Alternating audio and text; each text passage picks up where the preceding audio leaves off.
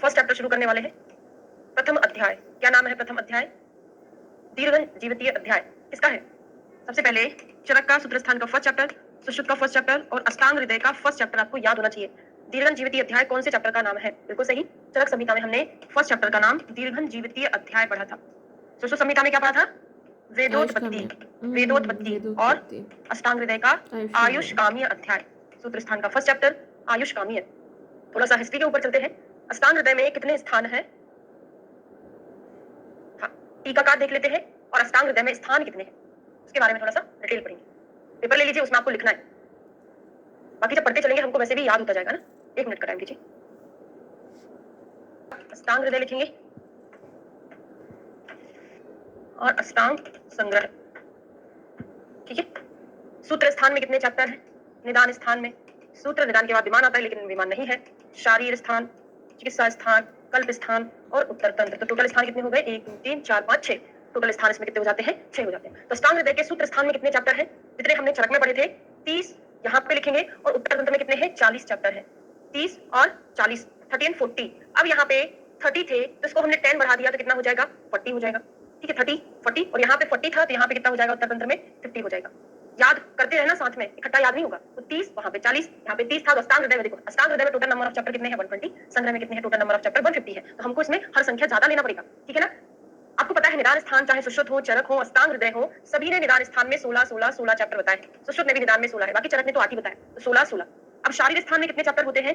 सुश्रुत संहिता के शारीर स्थान में कितने चैप्टर है? कितने चैप्टर है? 10 चैप्टर है, ठीक है। और चरक संहिता में कितने हैं? 8 है। 10 8 और यहाँ पे कितने हैं? 6 है। तो आपको ऐसे याद रहेगा कि 10 में से 2 कम किया तो 8 हो गया, 8 में से 2 कम किया तो 6 हो गया। तो इनका शारीर स्थान में 6 है और 6 का डबल कर दो। डबल क्यों करेंगे यहाँ पे हम? क्योंकि अष्टांग संग्रह में नंबर ऑफ चैप्टर ज्यादा है तो यहाँ पे हमको डबल करना पड़ेगा ना। तो 6 और 12। चिकित्सा स्थान में कितने हैं? यहाँ पे ये 22 हो जाएंगे। 22 में 2 और जोड़ दो तो कितना हो जाएगा? 24। 22 में 2 जोड़ दिया 24 हो गया। कल्प स्थान में तो जैसे शारीर स्थान में 6 है ना, तो कल्प में ही 6 बाकी। सुश्रुत संहिता में 8 होते हैं, कल्प स्थान में चैप्टर, तो इनके भी अष्टांग संग्रह भी कितने हो गए? 6 हो गए। सब कुछ याद हो गया। एक बार और देख लेते हैं। सूत्र में 30, उत्तर में 40, यहाँ पे 40, इधर 50। निदान स्थान में दोनों ने 16, सुश्रुत में भी 16। जब चरक का शारीर 8 है, सुश्रुत का 10 है, तो उसमें से 2 और कम कर दो तो 6 हो जाएगा। 6 का डबल 12, इधर 22, 22 में 2 जोड़ा तो कितना हो जाएगा? 24। और कल्प स्थान में सुश्रुत के 8 है तो संग्रह ने भी 8 ही बताया है, बाकी 2 कम कर दिया तो कल्प स्थान अष्टांग हृदय का हो गया। क्लियर?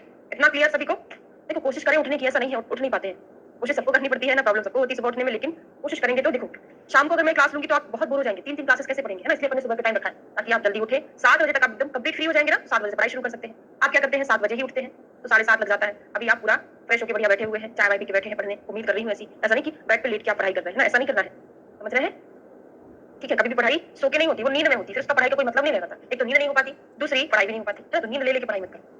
चलिए टीका और टीकाकार लिख लेते हैं। अष्टांग हृदय पर टीकाएं टोटल 44 है। टोटल टीका अष्टांग हृदय पर कितनी है?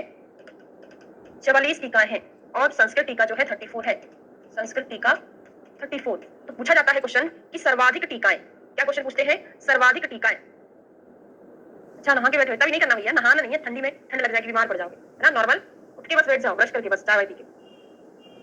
क्वेश्चन पूछा जाता है सर्वाधिक टीकाएं किस ग्रंथ पर है? सर्वाधिक टीकाएं जो है अष्टांग हृदय पर है। अब आपकी ड्यूटी क्या बनती है क्लास कंप्लीट होने के बाद कि आपको यहाँ पे लिखना है। क्या लिखना है? चरक संहिता ने टोटल कितनी टीका लिखी है, सुश्रुत ने कितनी लिखी है, संस्कृत वाली कितनी है, या टोटल कितनी है। अब हमारा ये कंपाइलेशन बन रहा है। चरक पढ़ लिया, उसके बाद सुश्रुत सूत्र स्थान पढ़ा दिए, अब अष्टांग हृदय पढ़ना है, तो आपको तीनों को कंपेयर करके याद करना है। देखो यकीन मानिएगा मेरी बात को, आप अगर माने तो मैं बताने की कोशिश कर रही हूँ कि अगर आपने चरक पढ़ लिया, चरक के बाद सुश्रुत पढ़ा है तो आपने फिर से चरक की चीजें देखी होंगी। अब आप अष्टांग हृदय पढ़ रहे हैं तो अष्टांग हृदय में आपको चरक और सुश्रुत का बहुत रिपीटेशन में मिलेगा। तो आप ऐसा कर सकते हैं आपके एग्जाम की परफेक्ट तैयारी के लिए कि साथ में आपका जब चरक चल रहा है ना तो सुश्रुत और सॉरी अष्टांग हृदय चल रहा है ना, तो चरक और सुश्रुत का सूत्र स्थान भी रिवाइज करिए ना। जो चैप्टर यहाँ पे रहेंगे वो सारी चीजें आपको रिवाइज करना है ताकि आपको एग्जाम में मतलब ज्यादा टाइम न लगे तैयारी करने के लिए। बहुत आराम से रिवीजन होगा और बहुत अच्छे से चीजें याद हो जाएंगी, ठीक है। चलो लिखें पदार्थ चंद्रिका। काल बाद में याद करेंगे। चंद्रिका, चंद्रिका से याद कर लो चंद्रनंदन, चंद्रनंदन। तो चंद्रिका का चंद्रनंदन। सर्वांग सुंदरा, बहुत पूछा गया ये क्वेश्चन, तो सर्वांग सुंदरा, क्योंकि हम जो अवेलेबल टीका है ना सर्वांग सुंदरा अरुण दत्त की पढ़ते हैं और सुश्रुत संहिता में कौन की पढ़ते हैं? दलहन टीका पढ़ते हैं, मतलब अपन लोग पढ़ते हैं, बाकी सारी टीका तो नहीं पढ़ते। ऐसे चरक संहिता में हम चक्रपाणी टीका पढ़ते हैं ना। सर्वांग सुंदरा यहाँ पे है और सर्वांग सुंदरी, सर्वांग सुंदरी, सुंदरी जो होती है लाल जोड़े में विदा करते हैं तो बड़ी अच्छी लगती है। तो लाल चंद्र वैद्य, क्या है? लाल चंद्र वैद्य की सर्वांग सुंदरी, ठीक है। ये माधव निदान पर लिखी है, माधव निदान। और यहाँ पे जो हम पढ़ रहे हैं अष्टांग हृदय की टीका है। तो याद हो गया सर्वांग सुंदरा अरुण दत्त। तो अरुण कलर का सूरज जब सुबह सुबह निकलता है बड़ा सुंदर लगता है। अरुण थोड़ा सा रेडिश ब्लैक कलर का, अरुण क्या होता है? कृष्ण होता है कि रेड होता है? उगते हुए सूरज के समान कलर बोला ना इसको, ठीक है। हाँ बिल्कुल। सर्वांग सुंदरा आयुर्वेद रसायन, आयुर्वेद रसायन किसकी है? हेमाद्री की है, हेमाद्री।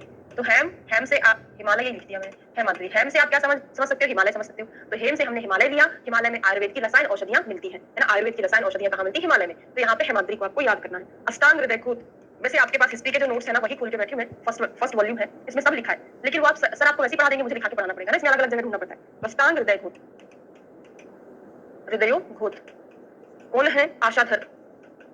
आशाधर तो याद कर लेते हैं, जिससे हमारी आशा होती है ना, आशा मतलब हमारी एक्सपेक्टेशन होती है जिससे, है ना, वही हमारे हृदय पे क्या कर देता है? आघात कर देता है। जैसे आपको एक्सपेक्टेशन है कि मैं इस साल सेलेक्ट हो जाऊंगा, लेकिन 100% आप सेलेक्ट होने वाले थे, लेकिन आपने इतनी मेहनत नहीं की ना। कभी भी ऐसा नहीं कि मैंने बहुत पढ़ाई की, मेरा सिलेक्शन नहीं हुआ। आपने पढ़ाई आपकी नजरों में की, लेकिन आपने सही डायरेक्शन में नहीं की ना। तो जहां पर आपकी आशा होती है, हाँ, होप इसको बोलते हैं, एक्सपेक्टेशन नहीं, या जिससे आशा होती है, मतलब दोनों चीजें बोल सकते हैं, वही चीज आपके हृदय पर आघात कर देती है। ठीक है। इंदुमती या शशि लेखा, इंदुमती बहुत पूछा जाता है क्वेश्चन। इंदुमती या शशि लेखा, इंदुमती शशि लेखा किसकी है? इंदु की। इसकी इंदु की। अष्टांग हृदय संग्रह दोनों पर है, तो ये टीका जो है संग्रह पर भी है और अष्टांग हृदय पर भी लिखी गई है ना। इंदु, इंदुमती या शशि लेखा टीका। मनोज्ञ चिंतामणि, मनोज्ञ याद कराते जा रहे हैं, साथ में याद कर लेना। मनोज्ञ चिंतामणि, या इसको हम चिंतामणि बोलते हैं। इसने लिखी है मनोज्ञ चिंतामणि? वैद्य तोडरमल कान्य प्रभु, तोडरमल कान्य प्रभु। ठीक है। तो मनोज्ञ चिंतामणि, चिंता किसको रहती है? सभी को। कान्हा को, भगवान को सभी की चिंता रहती है कि कौन क्या कर रहा है, कौन सा भक्त मेरा दुखी है। तो कान्हा प्रभु को सभी लोगों की चिंता रहती है, वो उनके सभी के मन में विराजमान रहते हैं। तो मन में विराजमान से मनोज्ञ, मन को जानने वाले या सभी की चिंता रहती है। कभी कभी कान्य प्रभु नहीं आता, तोडरमल आता है, तो वैद्य तोडरमल क्या करते हैं? वो भी सभी की चिंता करते हैं, सबके मन में विराजमान रहते हैं। ललिता का लिखो, ललिता। शंकर, इसने लिखा है शंकर एक लड़का है, ललिता एक लड़की है। एक लड़का और एक लड़की से कोरिलेट करके याद करेंगे। अष्टांग हृदय दीपिका, अष्टांग हृदय दीपिका। अब जितनी भी दीपिकाएं हैं यहाँ पे सब कुछ याद कर लेना। चरक की कौन सी दीपिका है, किसने लिखी है ना। शारंगधर की 3 दीपिकाएं हैं, वो भी आपको लिखना है यहाँ पे। जब शारंगधर सर पढ़ा दिए है ना, तो लिख लो यहाँ पे। ठीक है। अष्टांग हृदय दीपिका, हॉट कनक, हॉट कनक याद करा रही हूँ अभी, है ना। अष्टांग हृदय टीका देखो, दीपिका, दिया, दीपक कैसा होता है? हॉट होता है। दीपक, दिया, उसमें हम आग दीप प्रज्वलित करते हैं तो कैसा लगता है? वो गर्म लगता है। तो दीपक हॉट होता है, हॉट कनक। अष्टांग हृदय टीका, अष्टांग हृदय टीका। तो बृहत्त्रयी के टीकाकार जेजट, संस्कृत टीकाकार लिख लो। जेजट जो है बृहत्त्रयी के संस्कृत टीकाकार है। बृहत्त्रयी मतलब चरक, सुश्रुत, अष्टांग हृदय, तो जेजट बृहत्त्रयी के टीकाकार। कौन है? जेजट। कौन से टीकाकार है? हिंदी टीकाकार है। अब मुझे कोई बताएगा बृहत्त्रयी के, सॉरी मैंने गलत लिख दिया, संस्कृत टीकाकार है। हिंदी टीकाकार कौन है? बताएगा कोई? बृहत्त्रयी के हिंदी टीकाकार है अत्रिदेव विद्यालंकर। अत्रिदेव विद्यालंकर जो है पूरी बृहत्त्रयी के टीकाकार है। कौन से वाले? हिंदी वाले, क्योंकि नाम ही विद्यालंकर टाइप का है। वो जेजट जो है संस्कृत टीकाकार है।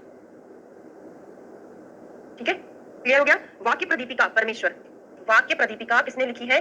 परमेश्वर ने लिखी है। तो याद कर सकते हो परमेश्वर के वाक्य। कैसे याद कर लिया हमने? परमेश्वर के वाक्य। ठीक है। बाघभट्ट खंडन मंडन, बाघभट्ट खंडन और मंडन इसका है भट्टन, भट्टन का हरि। अब इसमें थोड़ा देख लीजिएगा, हरिश्चंद्र है कि कितनी है। भट्टन, खंडन मंडन और भट्टन। संकेत मंजरी क्वेश्चन पूछा गया है एक बार। संकेत मंजरी किसने लिखा है? संकेत मंजरी दामोदर ने लिखा है। दामोदर की माँ, दामोदर की माँ दामोदर को संकेत से बुलाती है। संकेत मतलब इशारों से बुलाती, खाना खा के फिर खेलने जाना। दामोदर की माँ संकेत से बुलाती दामोदर को, इशारों से बुलाती है। ठीक है। आंध्र टीका, आंध्र टीका जो है रामानुजाचार्य, रामानुजाचार्य। तो देखो भगवान राम के प्रेम में सभी अंधे हैं। अंधे मतलब बहुत प्रेम करते भगवान को, है ना। रामानुजाचार्य, रामानुजाचार्य आंध्र टीका लिख लिए है। थोड़े से काल और लिख लो। केवल पदार्थ चंद्रिका का काल क्या है? 10वीं सदी है। पदार्थ चंद्रिका जो है 10 का है। बाकी सर्वांग सुंदरा मतलब अरुण दत्त, हेमाद्री, आशाधर और इंदु, है ना। ये सर्वांग सुंदरा मतलब अरुण दत्त, हेमाद्री, आशाधर और इंदु, यहाँ तक के लोग जो है, केवल इंदु तक की बात करें, मैंने बाकी का इसमें ना लिखा ना मुझे पता है। ठीक है। इसका काल जो है 10वीं सदी होता है।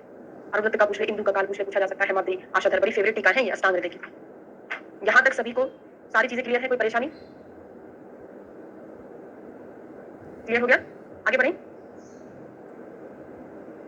चलिए। ठीक है ना। आयुष्कामी अध्याय, अष्टांग हृदय सूत्र स्थान का फर्स्ट चैप्टर आयुष्कामी अध्याय। आयुष्कामी का मीनिंग क्या होता है? आयुष्कामी का मीनिंग क्या होता है? कि आयु की कामना, अच्छी आयु की, क्या बोले? 13 भी है मतलब, हाँ 13वीं सदी है। हाँ नहीं, केवल हेमाद्री क्या बोलते हैं, ऊपर जो हमने पढ़ा था ना उनका अकेला। पदार्थ चंद्रिका, चंद्रनंदन का अकेला 10वीं सदी है। बाकी सभी का 13वीं। मैंने इधर क्या, अरे सॉरी 10वीं लिख दिया मैंने, 10वीं नहीं 13वीं है, 13वीं। अच्छा बोला शायद 13वीं होगा, है ना। तो 10वीं किसका है? केवल पदार्थ चंद्रिका चंद्रनंदन का है। बाकी का कौन सा है? 13वीं है। हाँ ठीक है, इसको सही कर। यहाँ तक किसी को कोई परेशानी नहीं, आगे बढ़ सकते हैं। तो अच्छी आयु की कामना के लिए हमको क्या क्या करना चाहिए? इस चैप्टर में वो सारी चीजें आएंगी ना। सबसे पहले फर्स्ट श्लोक पढ़ते हैं, बहुत इंपॉर्टेंट श्लोक है। फर्स्ट श्लोक, अरे सबसे अच्छा रागादि रोगान सत्तानु सत्तान शेषान दिलान जग्गान, ऐसे करके श्लोक है, बड़ा अच्छा, हमको पहले याद था। रागादि रोगान सत्तानु सत्तान शेषान काव्य सत्तान शेषान औसुख्य मोह अरति ध्यान जज्ञान, ये अपूर्व अध्याय नमोस्तु तस्मै। श्लोक पूछा जाता है किस चैप्टर का है और किस आचार्य का है, रेफरेंस याद करिए। रागादि रोगान मतलब जो हमारे शरीर में फैले हुए एवं हर एक समय में रहने वाले उत्सुकता, विषय को प्रति उत्कंठ, मोह, अरति, राग, द्वेष, लोभ, मोह आदि मानसिक रोग एवं वात पित्त कफ आदि शारीरिक वैद्य रोग उत्पत्ति मरण जनित जो रोग है उन सबका आमूल नष्ट करने वाले वैद्य परम परमात्मा को मैं प्रणाम करता हूँ। केवल ये शुरुआती का श्लोक है, प्रणाम के संदर्भ में बताया ना, संबोधन टाइप का जिसको हम बोल सकते हैं। तो पहला श्लोक रेफरेंस प्लस पूछा जाता है किस आचार्य का है, तो आयु कामाय मानेन धर्मार्थ सुख साधनम आयुर्वेद उपदेशेषु विदेह परमादरा। आयुर्वेद के उपदेश को किस आचार्य ने दिया है? आयुर्वेद के उपदेश को, क्या है आयुर्वेद का उपदेश? आयु कामाय मानेन, जिसको आयु की कामना है, सॉरी धर्मार्थ सुख साधनम, आयु को कौन साधता है, या फिर आयु धर्म अर्थ और सुख का साधन क्या है? आयु है, आयु क्या है? धर्म अर्थ और सुख। धर्म अर्थ काम मोक्ष क्या होता है? पुरुषार्थ चतुष्ट होता है, लिख लो। पुरुषार्थ चतुष्ट में हमने क्या चीजें पढ़ किया है? 4 चीजें। कहां पढ़े हैं? याद होगा आपको, चरक सूत्र स्थान के फर्स्ट चैप्टर में हमने पढ़ा था। क्या है? धर्म, अर्थ, काम और मोक्ष, पुरुषार्थ चतुष्ट है। यहाँ पे धर्म अर्थ सुख का साधन क्या है? आयु है। जब हम आयु हमारी लंबी रहेगी या हम जीवित रहेंगे तभी तो हम धर्म करेंगे, तभी तो हम पैसा कमाएंगे, अर्थ कमाएंगे, तभी तो हम सुख से रहेंगे ना। तो धर्म अर्थ सुख का साधन आयु है। उसी चाहिए कि वह आयुर्वेद के उपदेशों में अतिशय आदर करे। अगर जिसको आयु चाहिए तो उसको आयुर्वेद के जो उपदेश है उसको मानना आना चाहिए। ठीक है, अब आयुर्वेद की उत्पत्ति के संदर्भ में बताया है। सबसे पहले आयुर्वेद को किसने ज्ञान प्राप्त किया? तो ब्रह्मा स्मृत्वा आयुषो वेदा वेदम प्रजापतिम जिग्रह। सबसे पहले ब्रह्मा ने आयुर्वेद का ज्ञान प्राप्त किया। फिर ब्रह्मा ने अपने बेटे दक्ष प्रजापति, आपको पता है ना दक्ष प्रजापति जो माता सती के पिता थे, प्रजापति माता सती के पिता थे, वो किसके पुत्र थे? ब्रह्मा जी के। तो ब्रह्मा ने अपना ज्ञान अपने पुत्र को दिया, दक्ष प्रजापति। सो अश्विनो तौ सहस्त्राक्षम, फिर उन्होंने अश्विनो, अश्विनो मतलब होता है अश्विनी कुमारों को, 2 बच्चे थे, अश्विनी कुमारों को ज्ञान दिया। फिर सहस्त्राक्षम सो अत्रि पुत्रादि की, उन्होंने फिर क्या दिया? सहस्त्राक्ष। सहस्त्राक्ष किसका पर्याय है? इंद्र का। इंद्र को, और इंद्र ने किसको दिया? आत्रेय को दिया। आत्रेय मुनियों को ज्ञान दिया है ना। इन मुनियों ने अग्निवेश आदि, इनने किसको दिया? अग्निवेश आदि। अग्निवेश भी पाराशर हारित क्षारपाणी जो अपने सेम चरक संहिता में पढ़ा था वही यहाँ पर है, सेम टू सेम यही पर है ना, पूरा चरक था। दक्ष ब्रह्मा, दक्ष प्रजापति, अश्विनी कुमार, इंद्र, फिर हमने यहाँ पे क्या पढ़ा था? भरद्वाज मतलब पुनर आत्रेय आदि, फिर उसके बाद अग्निवेश, पुनर्वसु आत्रेय, उधर से क्या किसको दे दिया हमने? अग्निवेश। अग्निवेश आदि 6 शिष्यों को यहाँ पे आयुर्वेद का ज्ञान। ठीक है, तो अष्टांग हृदय बनाने का कारण है ना, अष्टांग हृदय फिर बनाने की जरूरत क्या पड़ी? फर्स्ट चैप्टर तो एक भी श्लोक छोड़ने वाला नहीं है, सारे के सारे इंपॉर्टेंट है, रेफरेंस के लिए बहुत जरूरी है। तो चरक बना दिया आपने, सुश्रुत बना दिया, अष्टांग हृदय बनाने की क्या जरूरत है? देखो क्या होता है, चरक संहिता में जो भी चीजें हैं बहुत ज्यादा विस्तार से है, तो इतना ज्यादा पढ़ने में और दिमाग में नहीं जाता चीजें। तो यहाँ पे तेभ्यो अति विपिनेभ्यः प्रायः सार तरुच्च क्रियते अष्टांग हृदयम न अति संक्षेप विस्तरम। अष्टांग संग्रह जो होता है ना तो बहुत ज्यादा शॉर्ट है, ना बहुत ज्यादा लॉन्ग है, ना अति संक्षिप्त है, ना अति विस्तार है, क्योंकि जो अग्निवेश आदि ग्रंथ है वो ज्यादा विस्तार में है ना। तो अग्निवेश आदि के बनाए शास्त्र अतिशय विस्तृत एवं विषय बिखेरे होने के कारण उन शास्त्रों में उत्तम सार भाग लेकर ना सभी अर्थों को एक साथ एकत्रित करने के लिए अष्टांग हृदय को, यह अष्टांग हृदय ना तो अति संक्षिप्त है ना ही बहुत ज्यादा विस्तार में है, तो ना अति संक्षेप विस्तरम करके बताएं। और यकीन मानिए अगर आप अच्छे से पढ़ रहे हैं ना ढंग से, तो अष्टांग हृदय आपको बहुत इंटरेस्टिंग लगेगा। अभी शुरुआत तो हमारी हो चुकी है, इंटरेस्टिंग लग रहा है कि नहीं लग रहा? 3 श्लोक पढ़े हैं, आयु कामाय मानेन धर्मार्थ सुख साधनम आयुर्वेद उपदेशेषु विदेह परमादरा है ना। फिर हमने क्या पढ़ा? ब्रह्मा स्मृत्वा आयुष दक्षम वेदम प्रजापतिम जिग्रह करके पढ़ा। तीसरा श्लोक पढ़ रहे हैं, ना अति संक्षेप विस्तरम। अच्छा लग रहा है? ठीक है, अब आयुर्वेद के 8, यहाँ पे बिल्कुल हर एक चीज एकदम टारगेट है, फालतू की चीजें लिखी नहीं है, बहुत विस्तार में नहीं है। तो आयुर्वेद के 8 अंग कौन कौन से हैं? मैंने आपको चरक संहिता में पूरा पढ़ा दिया था, सुश्रुत ने क्या क्रम बताया है, अष्टांग हृदय का क्या क्रम है, आपको यहाँ पे लिखना है। तो वही मैंने बोला, हम कंपाइलेशन बना रहे हैं, अपना सिनॉप्सिस बना रहे हैं, है ना। इसमें हम जो चीजें यहाँ पे आ रही है उससे रिलेटेड आपको चरक देखना, सुश्रुत देखना, केवल उसी से रिलेटेड। तो चरक ने क्या क्रम बताया था? क्या क्रम था चरक संहिता में? काशाश विभु को रसायनबाजीकरण, बिल्कुल वेरी गुड, काशाश विभु को रसायनबाजीकरण था। सुश्रुत का क्या था? शल्य शालाक्य, लास्ट में रसायनबाजीकरण, बीच में काबू कौगध। शल्य शालाक्य, काबू कौगध, लास्ट में रसायनबाजीकरण। ओके, काशाश विभु को रसायनबाजीकरण से रखा था। और इनका क्या श्लोक याद करना था? काय बाल ग्रह ऊर्ध्वांग शल्य दंष्टा जरावसान अष्टांगानि तस्या भुजे सही सुशंसिता। तो काय बाल ग्रह ऊर्ध्वांग शल्य दंष्टा जरावसान, तो एक श्लोक याद करना था। चरक सुश्रुत की हमको ट्रिक याद करना था, हम ये पहले बता चुके हैं। क्योंकि यहाँ से क्वेश्चन ऐसा पूछा जाता है कि आचार्य चरक ने, सुश्रुत ने या बागभट्ट ने कौन से अंग को कौन से नंबर पर रखा है। ठीक है, अगला है संक्षेप में 3 दोष है। पूरा क्रिया सारी जो चीजें आप पढ़ी हो केवल रिवीजन चल रहा है हमारा, कुछ हम एक्स्ट्रा लोड ले ही नहीं है। तो अपने दिमाग को फ्रेश रखो। क्या बोलना है अपने दिमाग से बार बार, क्योंकि आपके दिमाग की फ्रीक्वेंसी ऐसी होती है कि अगर आप कोई चीज, कोई गलत चीज मतलब किसी और की चीज को अपना बोलने लग जाना, ये मेरा है मेरा है मेरा है, तो मेरा मेरा बोलते बोलते वो आपको खुद ही लगने लगता है कि नहीं भाई ये चीज मेरा है ना। तो ऐसे आपने दिमाग को क्या करना है, ये चीज मैंने पढ़ा है, सब चीज पढ़ा है, मतलब जो पढ़ा है वही बोलो पढ़ा है, तो आपको लगेगा हाँ भाई मैंने सब पढ़ा है। बाकी जो चीज नहीं पढ़ा उस पर आपको विशेष रूप से फोकस करना है अष्टांग हृदय में, और जो चीज पढ़ लिया है वो आपको केवल पढ़ते चलना है, तो आपके दिमाग का लोड कम होगा, है ना। और आपको ये सोचना कि अष्टांग हृदय तो मेरा रिवीजन है, मैं यहाँ पे बहुत ज्यादा कुछ एक्स्ट्रा चीज नहीं पढ़ रहा हूँ, केवल थोड़े बहुत वही पॉइंट पढ़ रहा हूँ जो एग्जाम में आने ही है, जो डिफरेंट है। ठीक है, तो वात पित्त कफ जो होता है 3 दोष होते हैं जिनको हम शारीरिक दोष के नाम से जानते हैं, है ना। विकृता देहम घ्रंथि ते वर्धयन्ति च। अगर ये विकृत होता है तो हमारे देह का हनन करता है, अगर ये अविकृत होते हैं तो हमारे देह का वर्तन करते हैं। वर्तन मतलब हमारे शरीर को बनाने का काम करते हैं। ते व्यापिनो अपि। अब केवल सुषुप्त का कोड था हमारा पहले शल्यशालाक्र, शल्यतंत्र प्रधान है तो पहले शल्यशालाक्र रहता है। बीच में काभू कौगद, काभू कौगद, का से काय चिकित्सा, भू से भूत विद्या, कौ से कौमार घृत, कौमार भृत्य, गद से अगत तंत्र और लास्ट में रसायन बाजीकरण। ठीक है। हाँ, अब इनका स्थान क्या बताया है? केवल एकमात्र ऐसे आचार्य है, मात्र आचार्य चरक, इन्होंने ऐसा स्थान बताया, बाकी किसी आचार्य ने ऐसा स्थान नहीं बताया। क्या? हृदय और नाभि को बेस्ड करके बताया है कि हृदय नाभि के निचले भाग में, ये हृदय है, ये नाभि है, यहाँ से निचले भाग में जो ना वायु का स्थान है। हृदय और नाभि के मध्य में, हृदय नाभि के मध्य में पित्तिका है, फिर हृदय नाभि के ऊपर, हृदय नाभि के ऊपर कफ का है। हृदय नाभि को टारगेट बना लो, बात वही है। हृदय नाभि के अधो में वायु का, हृदय नाभि के मध्य में पित्त का, उसके बाद इसके ऊपर जो है कफ का स्थान है। केवल एकमात्र आचार्य जिन्होंने हृदय नाभि को टारगेट करके दोष बताया हुआ है। ठीक है, क्लियर हो गया?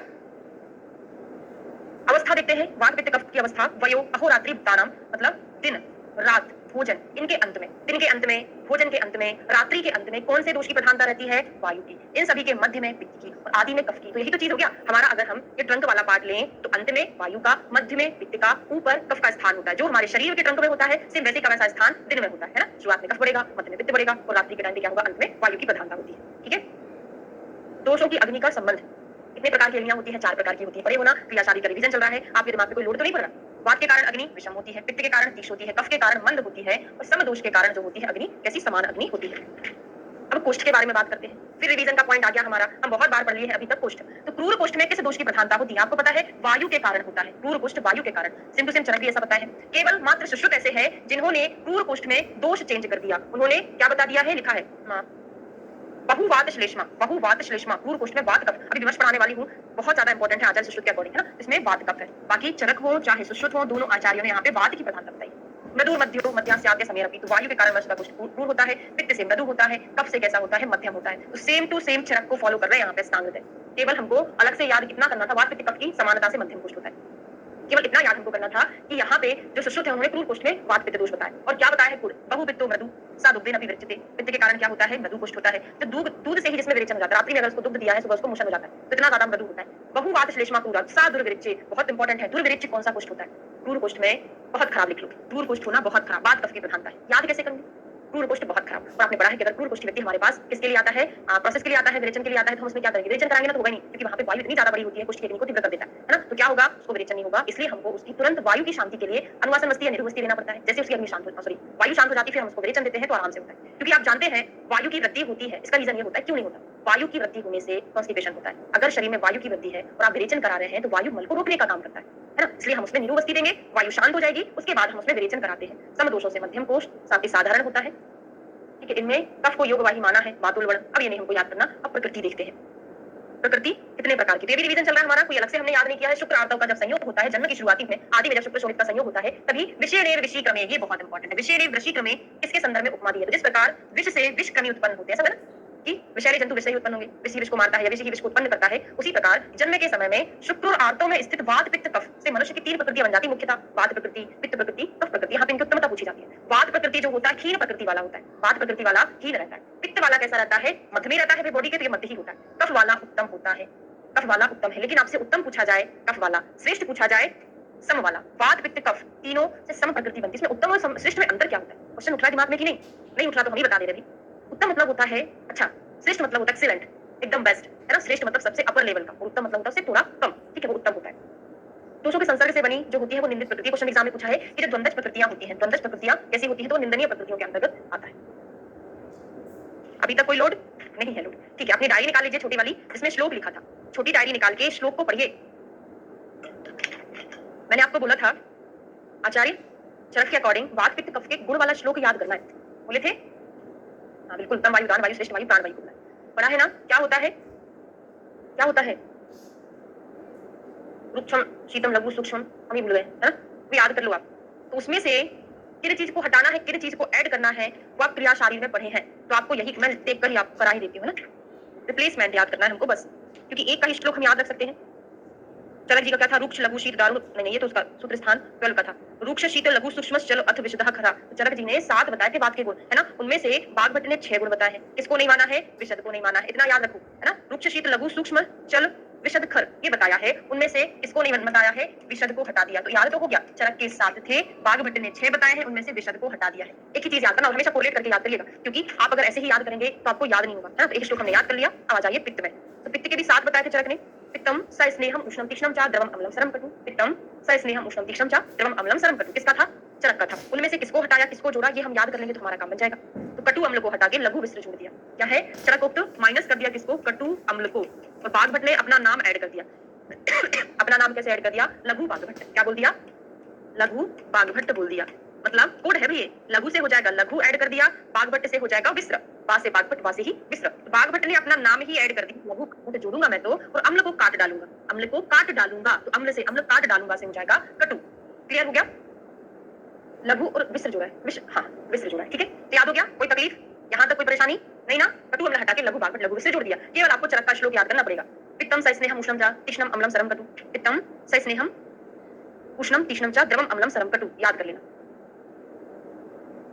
कितने कितने होते हैं, वही 7 7 दोनों के ही हो गए ना, 1 2 3 4 5 6 7, चरक के भी 7 है, इनके भी 7 ही है, दोनों के 7 7 होते हैं। अब आ जाइए कफ के गुण। चरक के तो सभी के 7 ही 7 है ना, 7 7 बताएं क्या होता है। आचार्य चरक के अकॉर्डिंग कफ के क्या होते हैं गुण, गुरु शीतम मृदु स्निग्धम मधुरम स्थिर पिछलम। चरक का ये था, गुरु शीतम मृदु स्निग्धम मधुरम स्थिर पिछलम। बगैर श्लोक के याद ही नहीं होगा चीजें, तो वात पित्त कफ के आपको गुण अच्छे से याद करना पड़ेगा, ठीक है। अब इसमें आपको मधुर एमपी हटाना है, मंद एमएस जोड़ना है।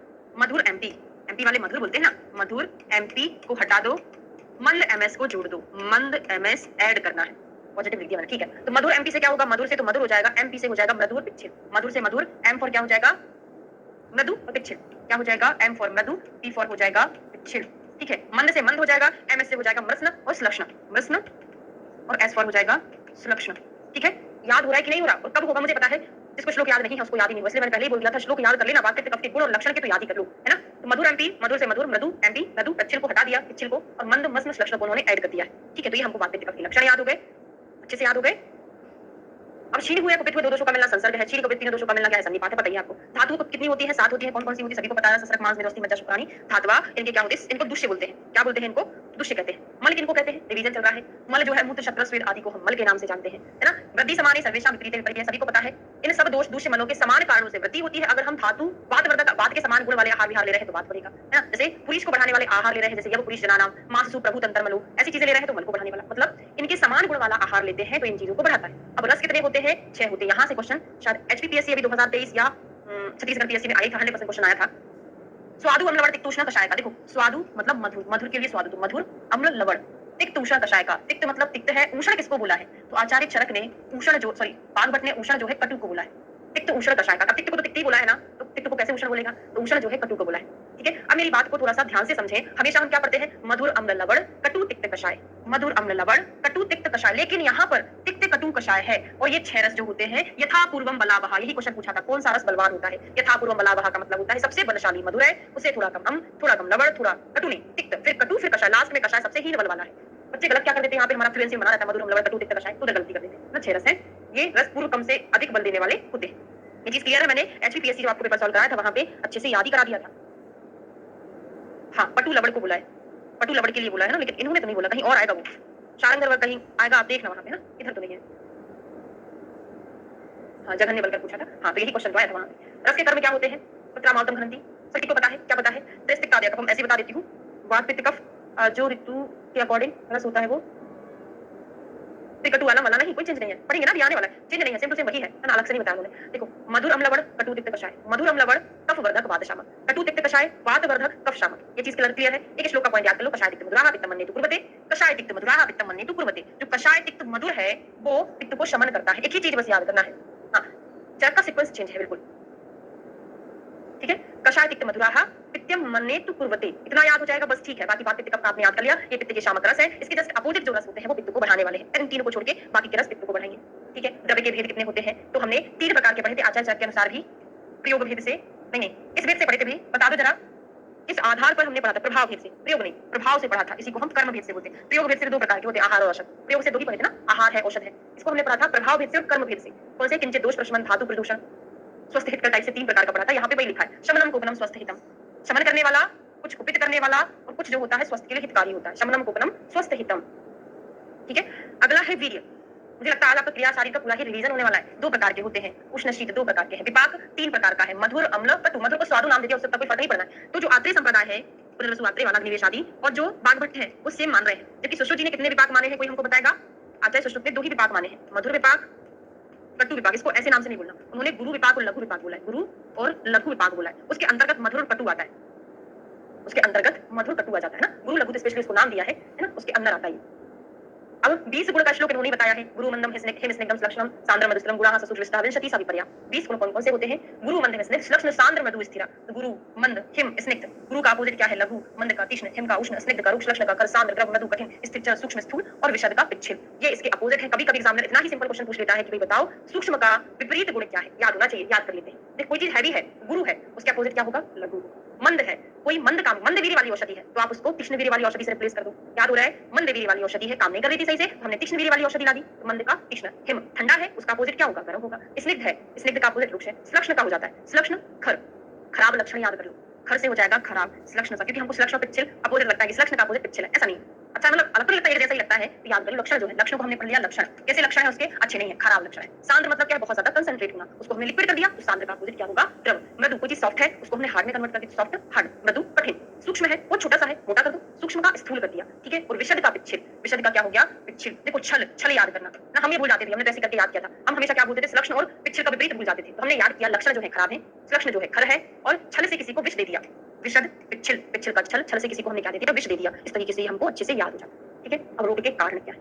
काल अर्थ कर्मणाम योगो हीन मध्याति मिथ्याति मात्र का सम्यक योगाश्रय विद्या रोगा आरोग्य कारणम, है ना। तो काल अर्थ कर्म इनका हीन योग, मिथ्या योग, अति योग क्या है? रोग का कारण है। काल अर्थ और कर्म इनका सम्यक योग आरोग्य का कारण है, सभी को पता है। सम्यक योग होगा आरोग्य होगा, बाकी इसका मिथ्या योग जो है रोग बनते हैं इससे। फिर ये वाला श्लोक बहुत इंपॉर्टेंट है, रोगस्तु दोष वैषम्यम दोष साम्यम आरोग्यता। स्पेशली दोष को टारगेट बना के बोला है कि दोषों की विषमता होना रोग है और साम्यता होना आरोग्य है। जबकि चरक ने क्या बोला था? विकारो धातु वैषम्यम, धातु में विषमता होना विकार का कारण है और धातु में समता होना प्रकृति का कारण है। ये धातु को टारगेट करके बताया है और जो बागभट्ट है उन्होंने दोष को टारगेट करके बताया है। इतना ही डिफरेंस है, इंपॉर्टेंट है एग्जाम के लिए। फिर इन लोगों का आरोग्य में दो प्रकार के होते हैं। अब 2 प्रकार से और रोग को डिवाइड किया हुआ है। कुछ निज होते हैं, आगंतुक होते हैं। निज के अंदर हमारे वात पित्त कफ हो जाते हैं और आगंतुक जो होता है बाहरी बाधा से होते हैं। अधिष्ठान क्या होता है रोगों का? पढ़ के आए हैं, शरीर और मन रोग का अधिष्ठान। इसी को हम क्या बोलते हैं? रोग आरोग्य का स्थान या सुख दुख का स्थान। चाहे सुख ले लो, सुख आयुर्वेद में आरोग्य है और दुख आयुर्वेद में क्या है? रोग है, ठीक है। तो शरीर और मन, और अगर पूछ दे भाई वेदना का स्थान क्या है, तो शरीर मन प्लस इंद्रियां ऐड हो जाएगा। इंद्रियां हमने याद कराया था आपको कि इंद्रियों को वेदना होती है, जब तक हमारे सेंस ऑर्गन एक्टिव नहीं रहेंगे तब तक हमको वेदना का अनुभव नहीं होगा, है ना। तो यहाँ पे वेदना का अधिष्ठान में हमारा इंद्रिय और ऐड हो जाता है। रोग ज्ञान के उपाय कितने हैं? स्पेशली अष्टांग हृदय की देन है ये। दर्शन स्पर्शन प्रश्न ही त्रिविध रोग परीक्षा, दर्शन स्पर्शन प्रश्न ही त्रिविध रोग परीक्षा जो है, इसने किसकी परीक्षा है? रोगी की नहीं है, रोगी की, डिसीज की, बीमारी की परीक्षा है ना। किसने बताई है? अष्टांग हृदय ने, और चरक ने इनको व्रण के संदर्भ में बताई है। व्रण के संदर्भ में, व्रण की दर्शन स्पर्शन प्रश्न परीक्षा चरक ने 3 प्रकार की त्रिविध परीक्षा जो है चरक का, लेकिन वो किसके संदर्भ में है? व्रण के संदर्भ में। क्लियर है? ठीक है, आज के लिए इतना ही ना। फर्स्ट चैप्टर लगभग कंप्लीट ही हो गया है, कल ही करा दूंगी मैं इसको ना। कल हम इसको कंप्लीट करके रह गए थे हमारे रज और तम, 2 प्रकार के मानसिक दोष हैं।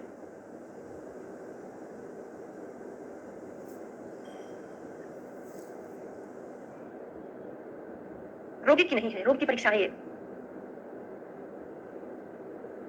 त्रिविधम खलु रोग विशेष विज्ञानम भवति।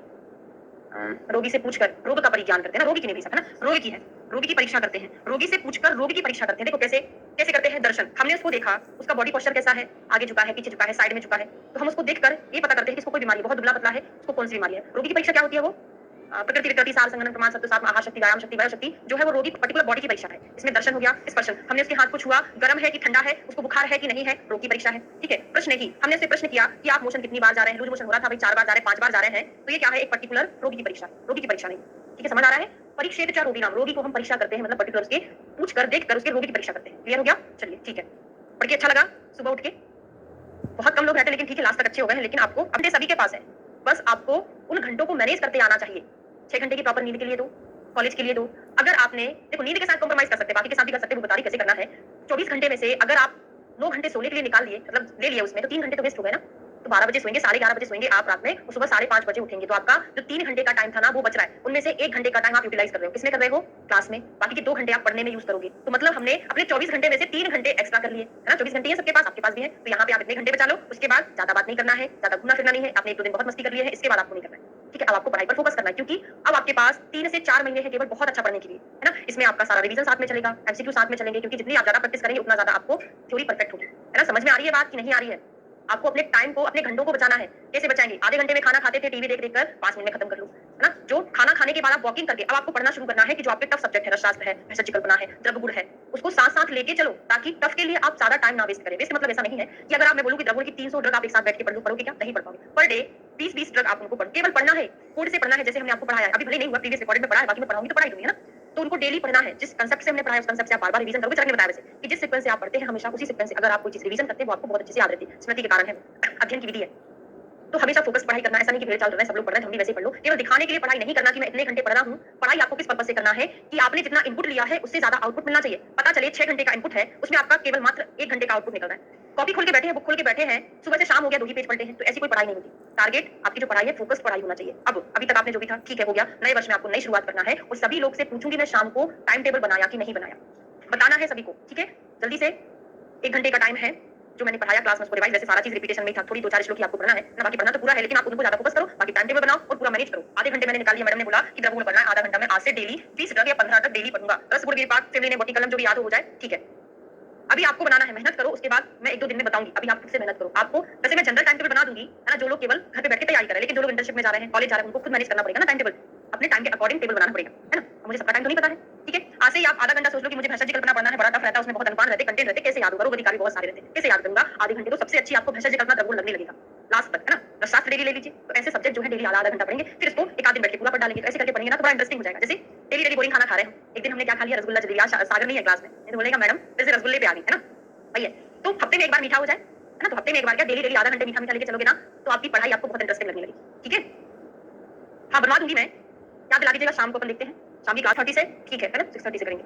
रोगम निदान प्रागरूप लक्षण उपशय उपशयाप्ति भी कितने होते हैं? 5 होते हैं। रोग को जानने के उपाय। निदान पूर्व रूप मतलब प्रागरूप उसी को बोलते हैं, रूप लक्षण उपशय और संप्राप्ति, इसको हम पंच निदान के नाम से जानते हैं। क्वेश्चन पूछा जाता है पंच निदान में क्या-क्या चीजें आती है। फिर देश के बारे में पढ़ते हैं, हमने देश कहाँ-कहाँ पढ़ा है और देश जो होता है भूमि देश, ये अलग है। ये देश किसकी बात कर रहा है? नॉर्मल कि आप कहाँ रह रहे हैं उस एरिया, भूमि देश, और आपका शरीर कैसा है उस देश की बात कर रहा है। तो भूमि देश और देह देश 2 प्रकार का होता है। अब भूमि देश होता है 3 प्रकार का जो हम हमेशा पढ़ के आए हैं। कौन-कौन सा? स्थावर, सॉरी आनुप्रदेश, जांगल देश और साधारण देश। अब मुझे कोई बताएगा कि हमने वहां पर क्या पढ़ा था? आचार्य सुश्रुत के अकॉर्डिंग बोले या चरक के अकॉर्डिंग बोले, हमने क्या पढ़ा था? किसी को याद है? दोष याद है कि नहीं है? बिल्कुल सही, कल्प स्थान के एक चैप्टर फर्स्ट चैप्टर में डिटेल बताया था। तो जांगल में वात की प्रधानता होती है और आनुप में जो होता है कफ की प्रधानता होती है। वहां पे हमने 2-2 दोषों का कॉम्बिनेशन पढ़ा था, याद हो तो? याद है ना? तो चरक और सुश्रुत बिल्कुल सेम है। उन्होंने क्या-क्या बताया था? वात पित्त दोष बताया और वात कफ दोष बताया, लेकिन बागभट्ट ने केवल एक-एक दोष बताया। तो हम यहाँ पे लिख लेंगे जांगल में क्या था? वात पित्त दोष था और यहाँ पे आनुप में वात कफ दोष था। सुश्रुत और चरक एकदम सेम थे, बस यहाँ पे इन्होंने अलग-अलग बता दिया। तो जो चीज डिफरेंट होगी ना वही एग्जाम में पूछी जाती है, इसलिए आपको याद कर लेना कि बागभट्ट ने एक-एक दोष बताया था। जंगल में वात पित्त, इन्होंने वात, आनुप में वात कफ, इन्होंने अकेला क्या बताया? कफ बताया, ठीक है? साधारण जो होता है सम होता है। इस प्रकार से 3 प्रकार के देशों का वर्णन किया है। काल कैसा है? 2 प्रकार का होता है ना? अवस्था और व्याधि। एक क्षणादि, दूसरा व्याधि की अवस्था। इनका उपयोग औषधि के उपचार के लिए किया जाता है। क्षणादि, सॉरी, पहला क्षणादि, दूसरा व्याधि की अवस्था। ये 2 प्रकार के काल बताए। औषध के दो भेद फिर से बताया है, एक शोधन होता है, एक शमन होता है। वैसे हम कई बार पढ़ के आए हैं अलग-अलग। शोधनम, शमनम चेति समासात औषधम होता है। पूछा जाता है आचार्य बागभट्ट ने औषध के कितने भेद बताए हैं? तो 2 बताए। बाकी हमने और कहीं आहार वाहार के पढ़े होंगे, प्रयोग भेद से क्या होता है? औषध भेद से। ये आहार के 2 भेद पढ़े थे, प्रयोग भेद से, औषध भेद से, ठीक है? यहाँ पे क्या है? सॉरी, हाँ, और यहाँ प्रयोग भेद से आहार और औषध पढ़ा था हमने, आहार के भेद। यहाँ पे औषधि के 2 भेद बता रहे हैं। तो औषधि आप शोधन के फॉर्म में देते हैं और शमन के फॉर्म में देते हैं। शोधन के फॉर्म में क्या देते हैं? आप पंचकर्मा करते हैं, है ना? और शमन के फॉर्म में क्या है? तो आप मेडिसिन देते हैं। अब ये वाला श्लोक का रेफरेंस इंपॉर्टेंट है, बहुत ज्यादा इंपॉर्टेंट है। पूछा गया किस आचार्य का है ना? जो मैंने सीसीआरएस का एग्जाम दिया था 2020 में, उसमें ये क्वेश्चन पूछा था, फिल करने को बोला था या फिर कुछ, हाँ, इसी क्वेश्चन से ही, इसी श्लोक से क्वेश्चन आया था। शरीर जानाम दोषानाम क्रमेण परमौषधम वस्तिर विरेको गमनम तथा तैलम घृतम मधु। शरीर में क्या होता है? शरीर में होने वाले वाताई दोषों के प्रधान शोधन क्रम है। क्या है? वात पित्त कफ के लिए वस्ति विरेको गमनम तथा तैलम घृतम मधु। तो वात के लिए वस्ति बेस्ट है और साथ में तेल बेस्ट है। कफ के लिए विरेचन बेस्ट है, साथ में घृत बेस्ट है। कफ के लिए वमन बेस्ट है और साथ में मधु बेस्ट है। वस्ति विरेको गमनम तथा तैलम घृतम मधु, ये चीज आप पहले भी पढ़ के आए हैं, बहुत अच्छे से पता है कि वातज व्याधि में हम वस्ति देते हैं, विरेचन हम पित्तज व्याधि में, कफज व्याधि में देते हैं, और तेल जो है वात का शमन करती है, घृत पित्त का, और मधु कफ का शमन करता है, ठीक है? क्लियर है? मानसिक दोषों की चिकित्सा आपको याद हो तो चरक सूत्र अध्याय 11 में मैंने आपको मानसिक दोषों की चिकित्सा, 11 में नहीं, ये कहीं और का रेफरेंस है ना, ये अलग चीज है। चरक सूत्र फर्स्ट में मैंने आपको मानसिक रोगों की चिकित्सा बताई थी। क्या बताया था? ठीक है, हाँ, अग्रह में अलग है, यहाँ पे अलग है। वो अपन मानसिक दोषों की चिकित्सा के बारे में, सॉरी, ये पढ़ेंगे ना शारीरिक दोषों की चिकित्सा के बारे में, तो ये अलग है, वो प्रधानता की बात आ जाएगी प्रधान रूप से। वहाँ पे ज्ञान विज्ञान धैर्य स्मृति समाधि, क्या पढ़ा था हमने? ज्ञान विज्ञान धैर्य स्मृति समाधि आचार्य चरक के अनुसार मानसिक व्याधियों का चिकित्सा सूत्र है, और इनका क्या है? मानसो, बिल्कुल सही, धी धैर्य आत्मादि विज्ञानम, धी धैर्य आत्मादि विज्ञानम मनोदोष औषधम परम। चरक का रेफरेंस याद रखना। अब चिकित्सा के बाद कितने होते हैं? 4 होते हैं। आचार्य चरक ने बताया, बागभट्ट ने बताया। विषक द्रव्य उपस्थाता रोगी पात्र चतुष्टयम, क्या है? विषक द्रव्य उपस्थाता रोगी पात्र चतुष्टयम। चरक का यहाँ से चेंज हो जाता है, क्या है चरक का? गुणवत कारणम गेयम, गुणवत कारणम गेयम। फिर यहाँ पे और लिख लेना, लिखा है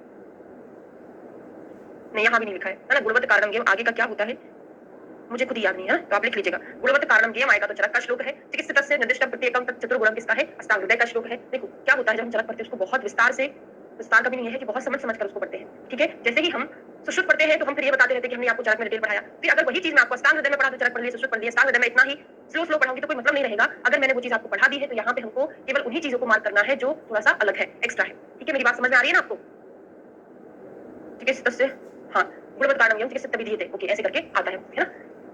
तो अलग अलग इनके गुण देखते हैं, वैद्य के गुण देखते हैं, क्या क्या होता है। वहां पे मैंने आपको क्या कोड बनाकर याद कराया था, जरा याद करते चलो। कोड क्या बना था हमने? वहां पे 4 गुण पढ़े थे, यहाँ पे भी 4 पढ़ रहे हैं। वहां पे हमने क्या किया था कि दक्ष और शौच जो था दोनों में कॉमन था, दक्ष और शौच दोनों में कॉमन होता है।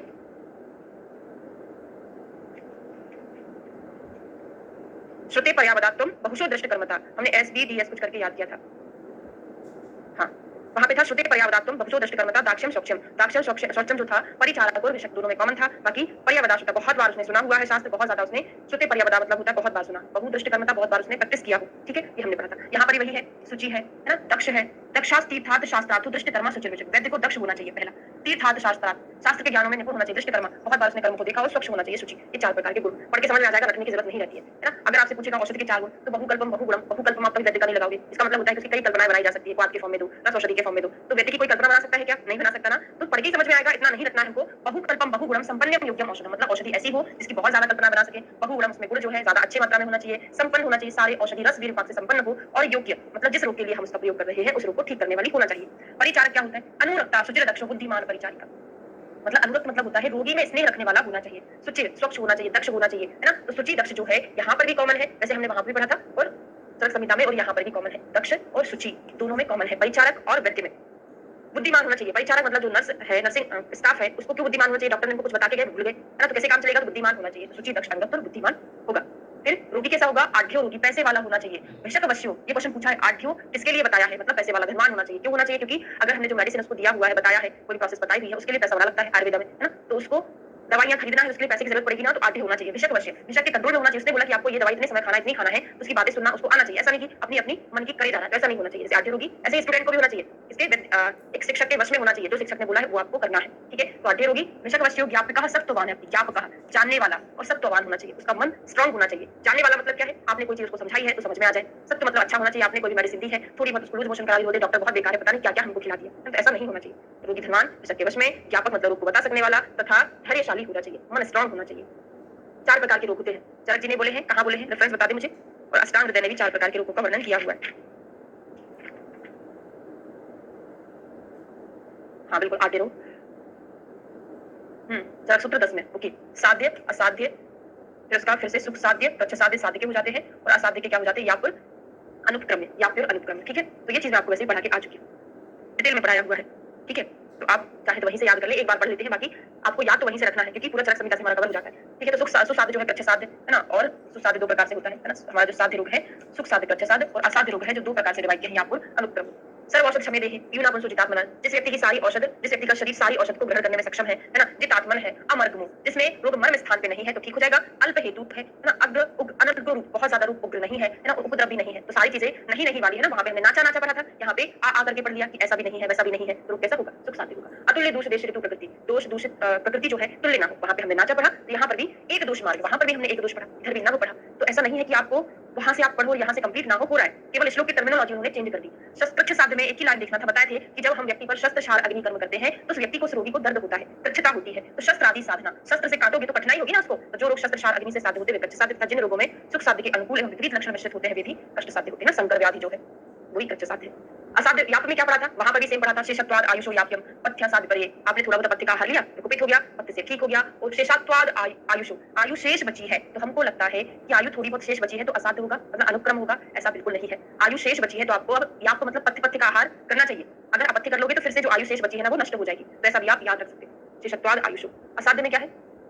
सुख साध्य के लक्षणों के आदि से विपरीत लक्षणों से युक्त हो, सुख साध्य से विपरीत हो, और उत्सुकता रहती है ना? मुंह रहता है, अरति रहता है, दृष्ट अरिष्ट अरिष्ट उत्पन्न होते हैं, अक्षी नाश होता है। यहाँ पे ये पूरा चरक के जैसा ही। कुछ याद है कि नहीं है? मैं आपको बोल रही हूँ चरक के जैसा है, तो आपके दिमाग में क्लिक कर रहा है कि नहीं कर रहा? बताते हॉस्पिटल के बेड पे लेटा हुआ है पेशेंट, है ना? मरने वाला है, बोलता है कि मेरे घर वालों को बुला दो, मेरी इतनी प्रॉपर्टी है, मैं किसके नाम करूंगा, है ना? उसको उत्सुकता रहती है, उसको अपनी प्रॉपर्टी से, घर वालों से मोह रहता है, क्योंकि असाध्यता को प्राप्त हो चुका है, मरने वाला है। हाँ या ना बोल दो भाई, तकलीफ करके थोड़ी सी।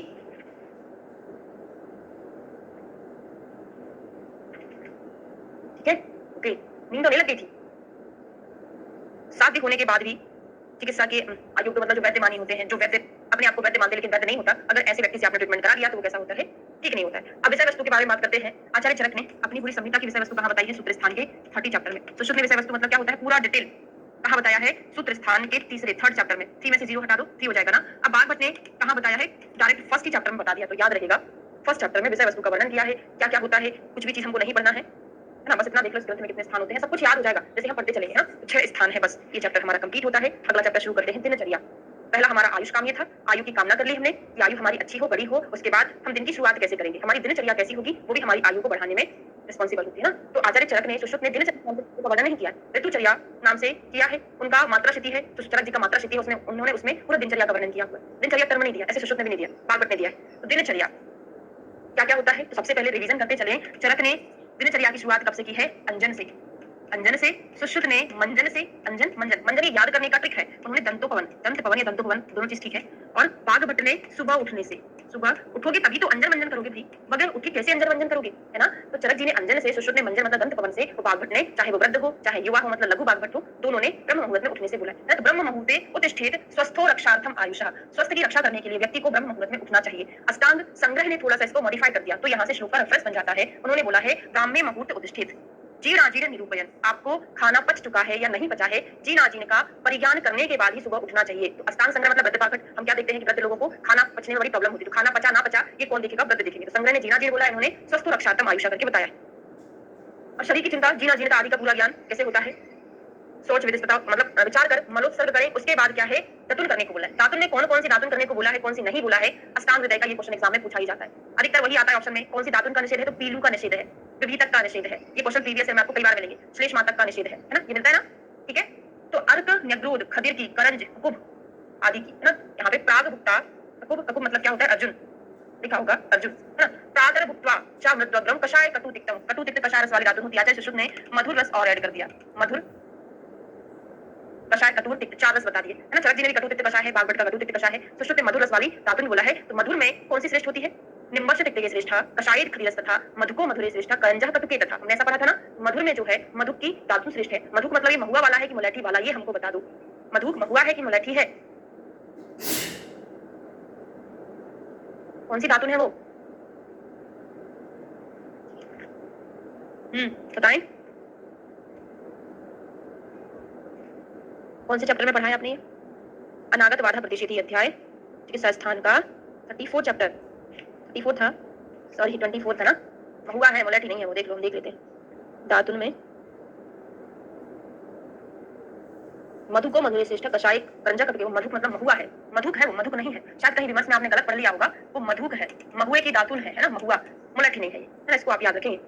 तो कैसा करना चाहिए? कनीनी कैसा होना चाहिए? कनीनिका के बराबर पतली होना चाहिए दातुन, है ना। और 12 अंगुल, साइज कितना होना चाहिए? 12 होना चाहिए, 12 अंगुल। अक्षय दंत मांसान अवाधयन, चरक ने बताया है, सुश्रुत ने बताया कि ऐसा मंजन करना चाहिए, ब्रश करना चाहिए जो हमारी गम्स को बाधा ना पहुंचाए। दंत मांसान अवाधयन, गम को क्या करे? बाधा ना पहुंचाए। प्रतिषेध अच्छे से रट लेना, ये चीजें तो मैं आपको बताई दी, है ना, कि कौन कौन सी दातुन का निषेध है। यहाँ पर ये दिया है कि कहां पर ब्रश नहीं करना चाहिए। इंटरव्यू चल रहा है एमपीपीएससी जो हुई थी आयुर्वेदा की, उसका चल रहा है, कल से शुरू हुआ है 2 तारीख से। इसमें क्वेश्चन पूछे जा रहे हैं ऐसे कि कहां पर आपको दंत धावन नहीं करना चाहिए।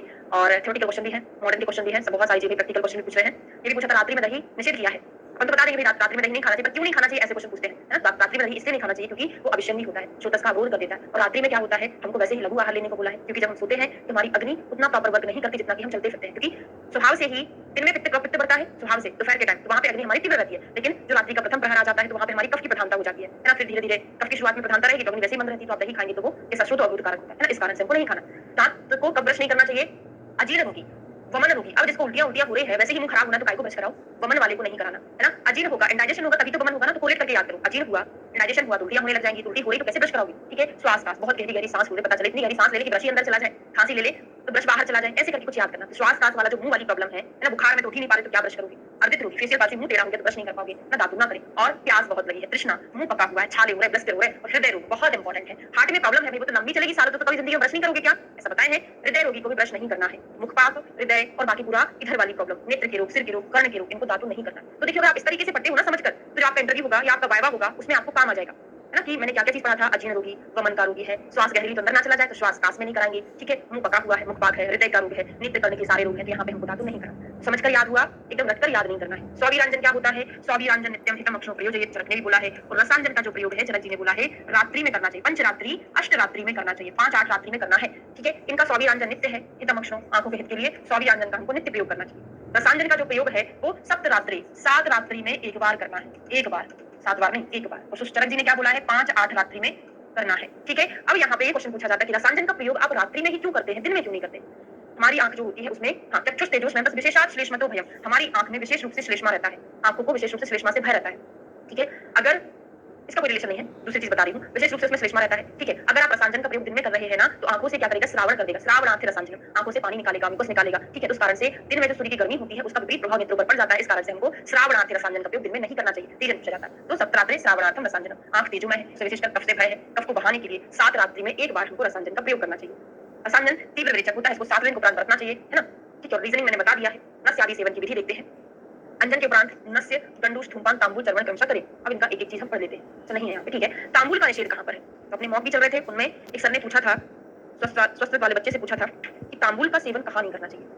साइड में बैठे रहते हम भी, है ना, सुनते रहते भी, याद आता जाता है हमको भी कि तांबुल, मैंने आपको याद कराया था, तांबुल मतलब पान लाल लाल कलर का होता है। अगर किसी व्यक्ति को लाल लाल कलर वाली चीजें है ना, तो उसमें तांबुल ना खिलाएं, क्योंकि हमको पता नहीं चल पाएगा कि ये मुंह से ब्लड निकल रहा है कि पान खा रहा है। हम तो बढ़िया सोचेंगे पान खा रहा है, पता चले खून की उल्टियां करे जा रहा है, तो पूरा छत लग जाएगा, यहाँ पे खून निकलेगा, उल्टी हो जाएगी, तो वहाँ पे तांबुल नहीं खिलाना है ना। और पित्त प्रधान वाली व्याधियों में तांबुल नहीं खिलाना, पित्त बढ़ेगा, रक्त बढ़ेगा, रक्त बढ़ेगा, वो भी तो लाल कलर का होता है, तो पित्त वाली व्याधियों में नहीं खिलाना है। ठीक है, ओके, कोशिश करनी पड़ेगी, नींद नहीं लाना है सुबह सुबह 5-6 बजे से, और कैसे करोगी? 7 बजे, इसलिए तो मैंने 7 बजे से कर दी क्लास, है ना। तो तांबूलम छत पित्तास्त्र रुक्षोत कुपित चक्षुषाम, छत पित्त, छत रोग, मैंने बताया था ना, उड़ा छत है, रक्त पित्त का रोगी, वैसे मुंह से लाल लाल निकलेगा, तो छत रोगी में, रक्त पित्त में रुक्ष प्रकृति का व्यक्ति है। और विष मूर्छा मद आर्त, मतलब मैंने आपको ये बताया था कि पित्त की प्रधानता, तो विष में अधिकतर पित्त की प्रधानता है, मूर्छा है, मद है, इन सभी में हमको, और शोष रोगी में तांबुल का सेवन नहीं कराना चाहिए। तैलाभ्यंग के गुण क्या है? अच्छा श्लोक है, याद करें तो, अभ्यंगम आचरेत नित्यम सा जरासम वातः दृष्टि प्रसाद पुष्ट्यायु सुस्वप्न तुक दादिगत। एमडी फाइनल ईयर का मेरा वाइवा था, तो मुझसे अभ्यंग का श्लोक पूछा था, उद्वर्तन का भी श्लोक पूछा था, कैसे करता है काम, है ना, और इसमें कितनी मात्रा तक करते हैं, त्वक गत जाता है, रोम गत जाता है ना, फिर मांस में रस्ती वजह शुक्र प्रगत पहुंचता है, ये सारी चीजें मुझसे पूछेगी। तो क्या है, अभ्यंग को हमको नित्य प्रयोग करना चाहिए। अभ्यंग क्या करता है? जरा श्रम वातः, एक तो बुढ़ापे को नहीं आने देता, क्योंकि इससे धातु की पुष्टि होती है। सुश्रुत संहिता सूत्र चिकित्सा स्थान के 24 चैप्टर में हम पढ़ेंगे, अनागत वाला प्रतिषेधी अध्याय में, ये क्या करता है? धातु की पुष्टि करेगा। धातु की पुष्टि करेगा तो क्या वृद्धावस्था नहीं आएगी, थकान को मिटाता है, वायु के लिए तो बेस्ट ही होता है वैसे तेल अभ्यंग। दृष्टि का प्रसादन करता है, त्वचा को क्या करता है? सुकुमार बनाता है, और नींद को भी बढ़िया लाता है ना, झुर्रियां वुर्रियां नहीं होती हैं अभ्यंग करने से।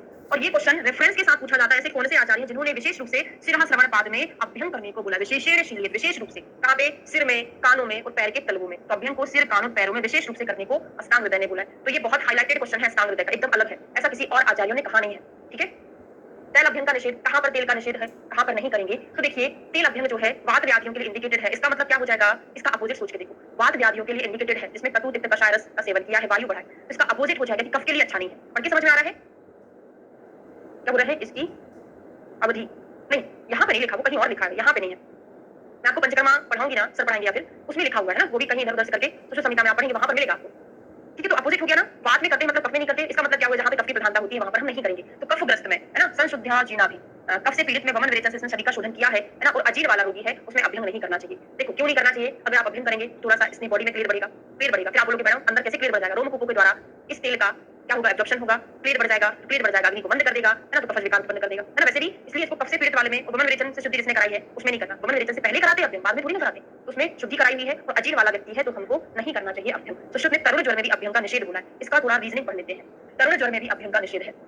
ठीक है, हाँ, ये सारे जो ज्वर है, मतलब चंदन आदि अष्टकटवर तेल, लाक्षाई तेल का जो वर्णन मिलता है ना, फिर आप बोलोगे कहाँ के ज्वर में कराते हैं? ये हमारे जीर्ण ज्वर में कराते हैं। अग्नि, हाँ, दुर्बल हो जाती है, अग्नि दीप्त नहीं होती, घृत से अग्नि दीप्त हो जाती है ना। अगर बॉडी मतलब ऐसा नहीं है, जैसे देखो एक एग्जांपल बताती हूँ, एक अग्नि जल रही है, आप अगर उसमें ज्यादा मात्रा में घी पटक दोगे तो अग्नि बुझ जाएगी, अगर आप उसमें थोड़ा थोड़ा घी डालोगे तब अग्नि दीप्त होती है, ऐसा कंसेप्ट है। अगर आपने थोड़ा थोड़ा घृत पिया है अग्नि को दीप्त करेगा, अगर आपने ज्यादा क्वांटिटी में पी लिया ना तो वही अग्नि को मंद कर देता है, ये इसमें कंसेप्ट होता है। तो सब जीर्ण ज्वर में ही, इसी में से चरक में कहा है, इस प्रकार करने से वायु और पित्त की शांति जीर्ण ज्वर में होती है। कफ से पीड़ित व्यक्ति में तेल के अभ्यंग के कारण पुष्टि होने से और भी कफ वृद्धि होती है, जो मैंने आपको बताया ना, तेल का प्रयोग कर रहे हैं तो वात पित्त की तो शांति हो जाएगी जीर्ण ज्वर में, लेकिन अगर आप तेल का अभ्यंग करेंगे तो उससे क्या होगा? धातु की पुष्टि होगी, और धातु की पुष्टि अगर होती है तो कफ बढ़ता है। बात समझ में आ रही है? जो मैंने कंसेप्ट बताया वो चरक का है, यहाँ पे इन्होंने ये लिखा है कि आप अभ्यंग करेंगे तो क्या होगा? पुष्टि होगी शरीर की, अगर पुष्टि होगी तो कफ बढ़ेगा, ये यहाँ पर। पंचकर्मा कराने के बाद क्या दुर्बल होता है? पंचकर्मा हम जब कराते हैं तो हमारी अग्नि मंद हो जाती है। दुर्बल तो होता है व्यक्ति, लेकिन हमको वहां पर अग्नि का भी तो ध्यान रखना है, क्योंकि हमने जो प्रोसेस कराई थी उसमें हमारी अग्नि मंद बढ़ जाती है। इस कारण से हमको पेय विलेपी आदि संसर्जन का पालन करना पड़ता है अग्नि की दीप्ति के लिए। अगर आप उस कंडीशन में अभ्यंग करा देंगे तो अभ्यंग क्या करेगा, तुरंत में धातु की पुष्टि तो कर देगा ऊपर से, लेकिन वो हमारी अग्नि को मंद कर देगा। क्यों कर देगा, क्योंकि उससे कफ की वृद्धि होगी, है ना। इस कारण से हम उसको अभ्यंग नहीं कराते हैं, क्योंकि हमको अग्नि को दीप्त करना, ना कि मंद करना है। अभ्यंग धातु पुष्टि कराएगा, धातु पुष्टि अग्नि को मंद कर देगी। तो इनिशियली हमको अग्नि को दीप्त करने वाली चिकित्सा करनी पड़ती है, ठीक है। व्यायाम से लाभ क्या होता है, चरक संहिता का अच्छे से पढ़ लीजिएगा, है ना। शरीर आयास जन्नम कर्म व्यायाम संगीतम, किसी और आचार्य का लिखा भी है यहाँ पे व्यायाम के बारे में। अब सुश्रुत ने क्या बोला है, चरक ने क्या बोला, ये चीज मैं आपको पढ़ा दी हूँ। चरक का तो सुश्रुत का आपको पढ़ाऊंगी अभी। तो शरीर चेष्टा या चेष्टा स्था या बलवर्धनी देह व्यायाम संज्ञाता मात्रायाम तम समाचारित, इसका है चरक का है। वहां पे शरीर चेष्टा या चेष्टा करके आया हुआ है, शरीर चेष्टा या चेष्टा, हाँ बिल्कुल, ठीक है। तो यहाँ पे लाघव करता है, अगर हम एक्सरसाइज करते हैं हमारी बॉडी को लघु बनाता है ना। दीप्त तो अग्नि को दीप्त करता है और हमारा जो मेद है उसका क्षय करता है। तो रेफरेंस पूछा जाता है, वहां पे दोष क्षयो अग्नि वृद्धिश्च आता है। चरक संहिता में हमने क्या पढ़ा था, उसके लाभ में दोष का क्षय होता है, अग्नि की वृद्धि होती है। यहाँ पे दीप्त तो अग्नि और मेद सा क्षय, वहां दोष क्षय था, यहाँ मेद क्षय था। तो आप ऐसे याद रख सकते हो। अस्तांग हृदय नए जमाने वाले हैं तो फैट ज्यादा हो गया उसमें, तो मेद का क्षय करने के लिए जिम ज्वाइन करिए, व्यायाम करने लग गए, तो मेरे साथ विभक्त घन गात्र, तुम गात्र बहुत अच्छी रहती है, व्यायाम के लक्षण होते हैं। व्यायाम के अयोग्य कौन है, तो व्यायाम किसमें नहीं करना चाहिए, तो जहां पर, क्योंकि व्यायाम जो होता है लंघन कराता है, तो जहां पर वायु की वृद्धि होगी, व्यक्ति दुबला पतला होगा, वहां हम व्यायाम नहीं कराएंगे, क्योंकि ऑलरेडी वायु बढ़ा हुआ है, ठीक है। और पित्त प्रकृति के व्यक्ति में ज्यादा नहीं कराना है, क्योंकि पित्त कैसा होगा, अगर आप ज्यादा एक्सरसाइज करेंगे तो बात बढ़ेगा, तो पित्त भी बढ़ सकता है, क्योंकि थोड़ा दोनों का अनुगम चलता है, एक दूसरे से मिलता जुलता रहता है ना। तो बात पित्तामयी, ऐसा याद कर सकते हैं कि बीपी बढ़ जाता है व्यायाम करने से, बीपी बढ़ जाता है, बात और पित्त बढ़ जाता है। तो बात पित्त रोगी, बालक, वृद्ध और अजीर्ण, अजीर्ण का रोगी है, उसको हमको व्यायाम नहीं कराना चाहिए। अब यहाँ पे क्वेश्चन बहुत अच्छा है, बात पित्त का ठीक है, बालक 16 वर्ष तक का, वृद्ध 17 वर्ष तक का, उसमें हमको नहीं कराना है। अजीर्ण रोगी को भी व्यायाम नहीं कराना चाहिए। व्यायाम से वायु और पित्त की वृद्धि होती है, वृद्ध अवस्था में वायु बढ़ी रहती है। और अजीर्ण के रोगी के लिए दिन में सोना उत्तम है, अगर वो व्यायाम करेगा तो दिन में कैसे सो पाएगा। अजीर्ण के रोगी को दिन में सोना बताया हुआ है, ठीक है, इसलिए इसमें व्यायाम का निषेध है। अजीर्ण के रोगी को दिन में शयन क्यों बताया है, चरक संहिता में मैंने इसका रीजनिंग आपको बताया था। कोई मुझे बता पाएगा दिवा शयन क्यों बताया है अजीर्ण के रोगी को, जबकि अगर हम दिन में सोएंगे तो कफ बढ़ जाएगा, अगर कफ बढ़ेगा तो अग्निमान होगी, तो खाना पचेगा कैसे। हाँ, रीजनिंग बताएं मुझे, पढ़ाया है, बहुत अच्छा क्वेश्चन आपसे एग्जामिनर पूछ सकता है।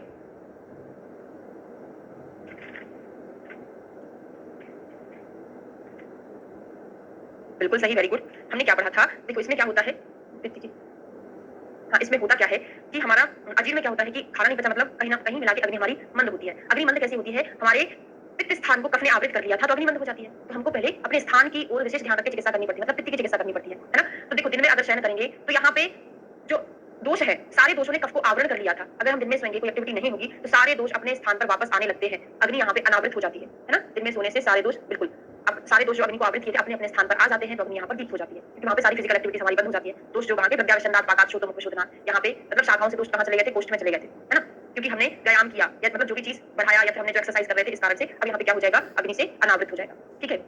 बिल्कुल। अब यहाँ पे अर्धशक्ति करना है, कितना जितना हमारा बल है उससे आधा करना है। शीतकाले बसंते मंद नहीं करना, बाकी की ऋतुओं में अर्धशक्ति। और किसमें मंद करना है हमको, ठंडी के दिनों में और वसंत ऋतु में। क्वेश्चन एग्जाम में पूछा गया है। तो स्नेह पूजन करने वाले पुरुष को शीतकाल वसंत में आदि शक्ति से करना चाहिए, और ग्रीष्म वर्षा शरद में आदि शक्ति से भी और कम करना चाहिए। तो शीतकाल मतलब, नहीं सॉरी गलत बोल दिए, मंदमेव अततो अन्यथा, बाकी ऋतुओं में मंद करना चाहिए, ठीक है। बाकी शीतकाल और वसंत में हमको अर्धशक्ति करना चाहिए। शीतकाल मतलब क्या होता है, हेमंत ऋतु, शिशिर ऋतु और बसंत ऋतु अलग से है, तो इसमें अर्धशक्ति, बाकी की ऋतुओं में मंद करना चाहिए। ये क्वेश्चन बहुत इंपॉर्टेंट है, ठीक है। व्यायाम के पश्चात क्या करना है, हम देह का मर्दन करना है हल्के हल्के हाथों से, ताकि कष्ट ना हो। अति व्यायाम और जागरण आदि से क्या हानि हो सकती है, तो ये भी क्वेश्चन तो मॉक चल रहा था हमारा, उसमें पूछा था कि ज्यादा व्यायाम कर लेंगे तो क्या होगा। ये मैंने आपको फिर बताया था कि देखो व्यायाम से क्या होता है, वायु बढ़ता है तुरंत के लिए, बाकी मेरे का तो क्षय कर रहा है, तो मेरे का क्षय हुआ तो वायु तो वैसे ही बढ़ेगा।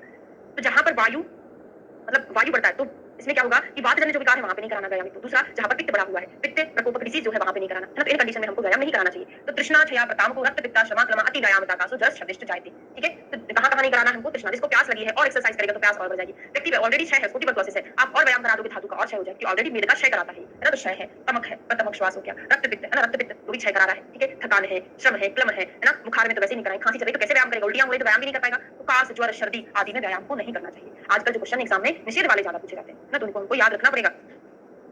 अब ज्यादा व्यायाम करने के लिए उपमा दी है, और उसके साथ और चीजें क्या क्या हमको ज्यादा नहीं करना चाहिए, व्यायाम, जागरण, अथवा स्त्री, हास्य, हास्यादि और साहस, बहुत ज्यादा नहीं बोलना, बहुत नहीं हंसना, बहुत ज्यादा साहस नहीं करना। अगर ये करोगे तो गजम से एवाकर्षण भंजनंती विनश्यति, जिस प्रकार के शेर अपने से अधिक बलवान हाथी को खींचता हुआ नष्ट हो जाता है, अगर शेर हाथी को खींच के ले जाएगा ना तो नष्ट हो जाएगा, उसी प्रकार व्यक्ति भी नष्ट हो जाता है। तो ऐसा का ऐसा श्लोक चरक जी ने बताया हुआ है, बस गज से एवाशान सहसा सा विनश्यति है, यहाँ तक सेम है चरक का, यहाँ पे चेंज है, सहसा सा विनश्यति, स विनश्यति, ऐसा है चरक का, आचार्य चरक ने ऐसा बोला है, ठीक है। क्लियर हो गया इनका भंजनंती विनश्यति। उद्वर्तन से क्या लाभ होता है, ये भी मुझसे एमडी फाइनल ईयर के बारे में क्वेश्चन पूछा था।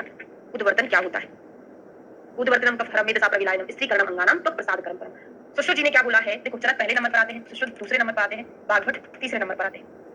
तो समय की बात पर तीसरे पे आते उन्होंने तीन दोष बोले, शुद्ध दूसरे पे आते हैं तो उन्होंने दो दोष बोले अपने श्लोक में। क्या है? उद्वर्तनम वातहरम कफ मेदो विमिलापनम। वातहर और कफहर बताए, उद्वर्तनम वातहरम कफ मेदो विमिलापनम। बाकी सेकंड हाफ दोनों आचार्य का सेम है। स्त्रीकरणम अंगानम कफ प्रसाद करम। उद्वर्तन जो रविंग हम करते हैं अपोजिट डायरेक्शन में करते हैं। उद्वर्तन को हमेशा रोमों के विपरीत डायरेक्शन में करना चाहिए, विपरीत दिशा में करना चाहिए। मेद का विमिलापन करता है। तो उद्वर्तनम कफहरम मेद सा प्रविलायनम, इस मेद को क्या करता है? विलयन करता है, कफ को करता है, अंगों को स्थिर करता है, त्वचा में प्रसादन लाता है। अब हमको ये बताइए कि इसमें जो मैं आपको वहीं पर बताऊंगी, सोशल संहिता जब पढ़ाऊंगी कि यहाँ पे जो स्नेह रहित चूर्ण का यूज किया जाता है अपोजिट डायरेक्शन में ही क्यों किया जाता है? प्रतिलोम, है ना? प्रतिलोम डायरेक्शन में क्यों किया जाता है? देखो, अनुलोम डायरेक्शन में हम करते हैं तो जो रोम है वो रोमों के द्वारा थोड़े से ढके रहते हैं, तो उसमें औषधि जो है अंदर जाने में उतनी समर्थ नहीं होती। अगर हम अपोजिट डायरेक्शन में करते हैं तो वो क्या है? रोमों को इधर उधर मतलब घर्षण होगा, तो जो रोम कूप है उनके द्वारा एब्जॉर्प्शन होने में आसानी होती है कोई भी मेडिसिन, है ना? इसलिए हमको यहाँ पे प्रतिलोम करना चाहिए। ठीक है, स्नान के गुण क्या है?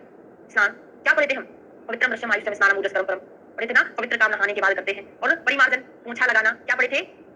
क्या पढ़े थे? स्वेद विवत्तामहति शरीर परिमार्जन पढ़े थे ना? हाँ, याद होगा आपको। तो स्नान पवित्र काम हम जो है स्नान करने के बाद करते हैं। पवित्रम रश्यम आयुष्यम स्नानम ऊर्जस्करम परम पढ़े थे। वृक्ष होता, आयु होता है, स्नान ऊर्जा बल प्रदान करने वाला होता है। नहाने से कंडू मतलब ठंडी बहुत पड़ रही, 2 दिन से कोहरा कोहरा ज्यादा पड़ रहा है, तो बहुत से लोग परिमार्जन ही कर रहे हैं, है ना? तो वैसा स्नान करने से कंडू मन श्रम स्वेद तंद्रा तृष्णा प्यास भी नष्ट होती है, दाह उष्मा आदि का शमन करता है। ठीक है, हाँ। उष्ण जल से स्नान करने की विधि और निषेध भी बहुत इंपॉर्टेंट है। कहाँ-कहाँ हमको गर्म पानी से नहाना है, कहाँ-कहाँ हमको ठंडे पानी से नहाना चाहिए, ठंडे पानी से नहाना चाहिए और कहाँ गरम पानी से नहाना चाहिए वो देखते हैं। उष्णांबु अधा काय से परिषेक, गर्म पानी से हमको अपनी अधा काय का परिषेक करना चाहिए। क्यों करना चाहिए? तो फिर अभ्यंग अनुलोम ना करके प्रतिलोम करना चाहिए नहीं। समझाऊंगी, इसका रीजनिंग समझा दूंगी, अभी थोड़ा सा पढ़ ले, इसको कंप्लीट कर ले, उसके बाद उष्णांबु अधा काया परिषेको बलावह। क्या करते हैं? गर्म पानी से आधा शरीर का परिषेक करना चाहिए। किस लिए करना चाहिए? बल प्रदान करने के लिए। तैनेव उत्तमांगस बल रहित केश चक्षु, अगर हम उत्तमांग का भी गर्म पानी से स्नान करेंगे तो ये हमारे ऊपर वाली चीजों को नष्ट करेगा, चक्षु को और बालों को नष्ट करेगा। कैसा? बल रहित केश चक्षु, आंखों और बालों को नष्ट करने वाला होता है। ठीक है, स्नान के अयोग्य मनुष्य, किसमें स्नान नहीं करना है? स्नान अर्दित फेशियल पाल्सी वाला, नेत्र के रूप में, कान के रूप, कानों नेत्र के रूप में नहाएंगे तो आंखों और कानों में पानी भर जाएगा, तो क्यों नहाएंगे? आंख कान में पानी भरने से नहीं नहाना है, क्योंकि रोग वैसे ही है, तो याद रहेगा फेशियल पाल्सी में नहीं नहाना। ये मुक्का रोग हो गया, एक मुक्का रोग, मुक्का तो नहीं है अर्दित, मुझे पता है, लेकिन आपको याद करा दूं, मुख रोग हो गया, अर्दित हो गया, आंख का रोग हो गया, कान का हो गया, यहाँ नहीं नहाना, है ना? अतिसार में भी नहीं नहाना। अतिसार में क्या हो रहा है? मतलब जो पतला मल होता है तो पानी ज्यादा क्वांटिटी रहती है, तो पानी ऊपर से नहीं नहाना, क्योंकि अंदर पानी जाएगा तो निकलेगा भी नहीं ज्यादा, है ना? तो याद करने के लिए केवल है अतिसार में।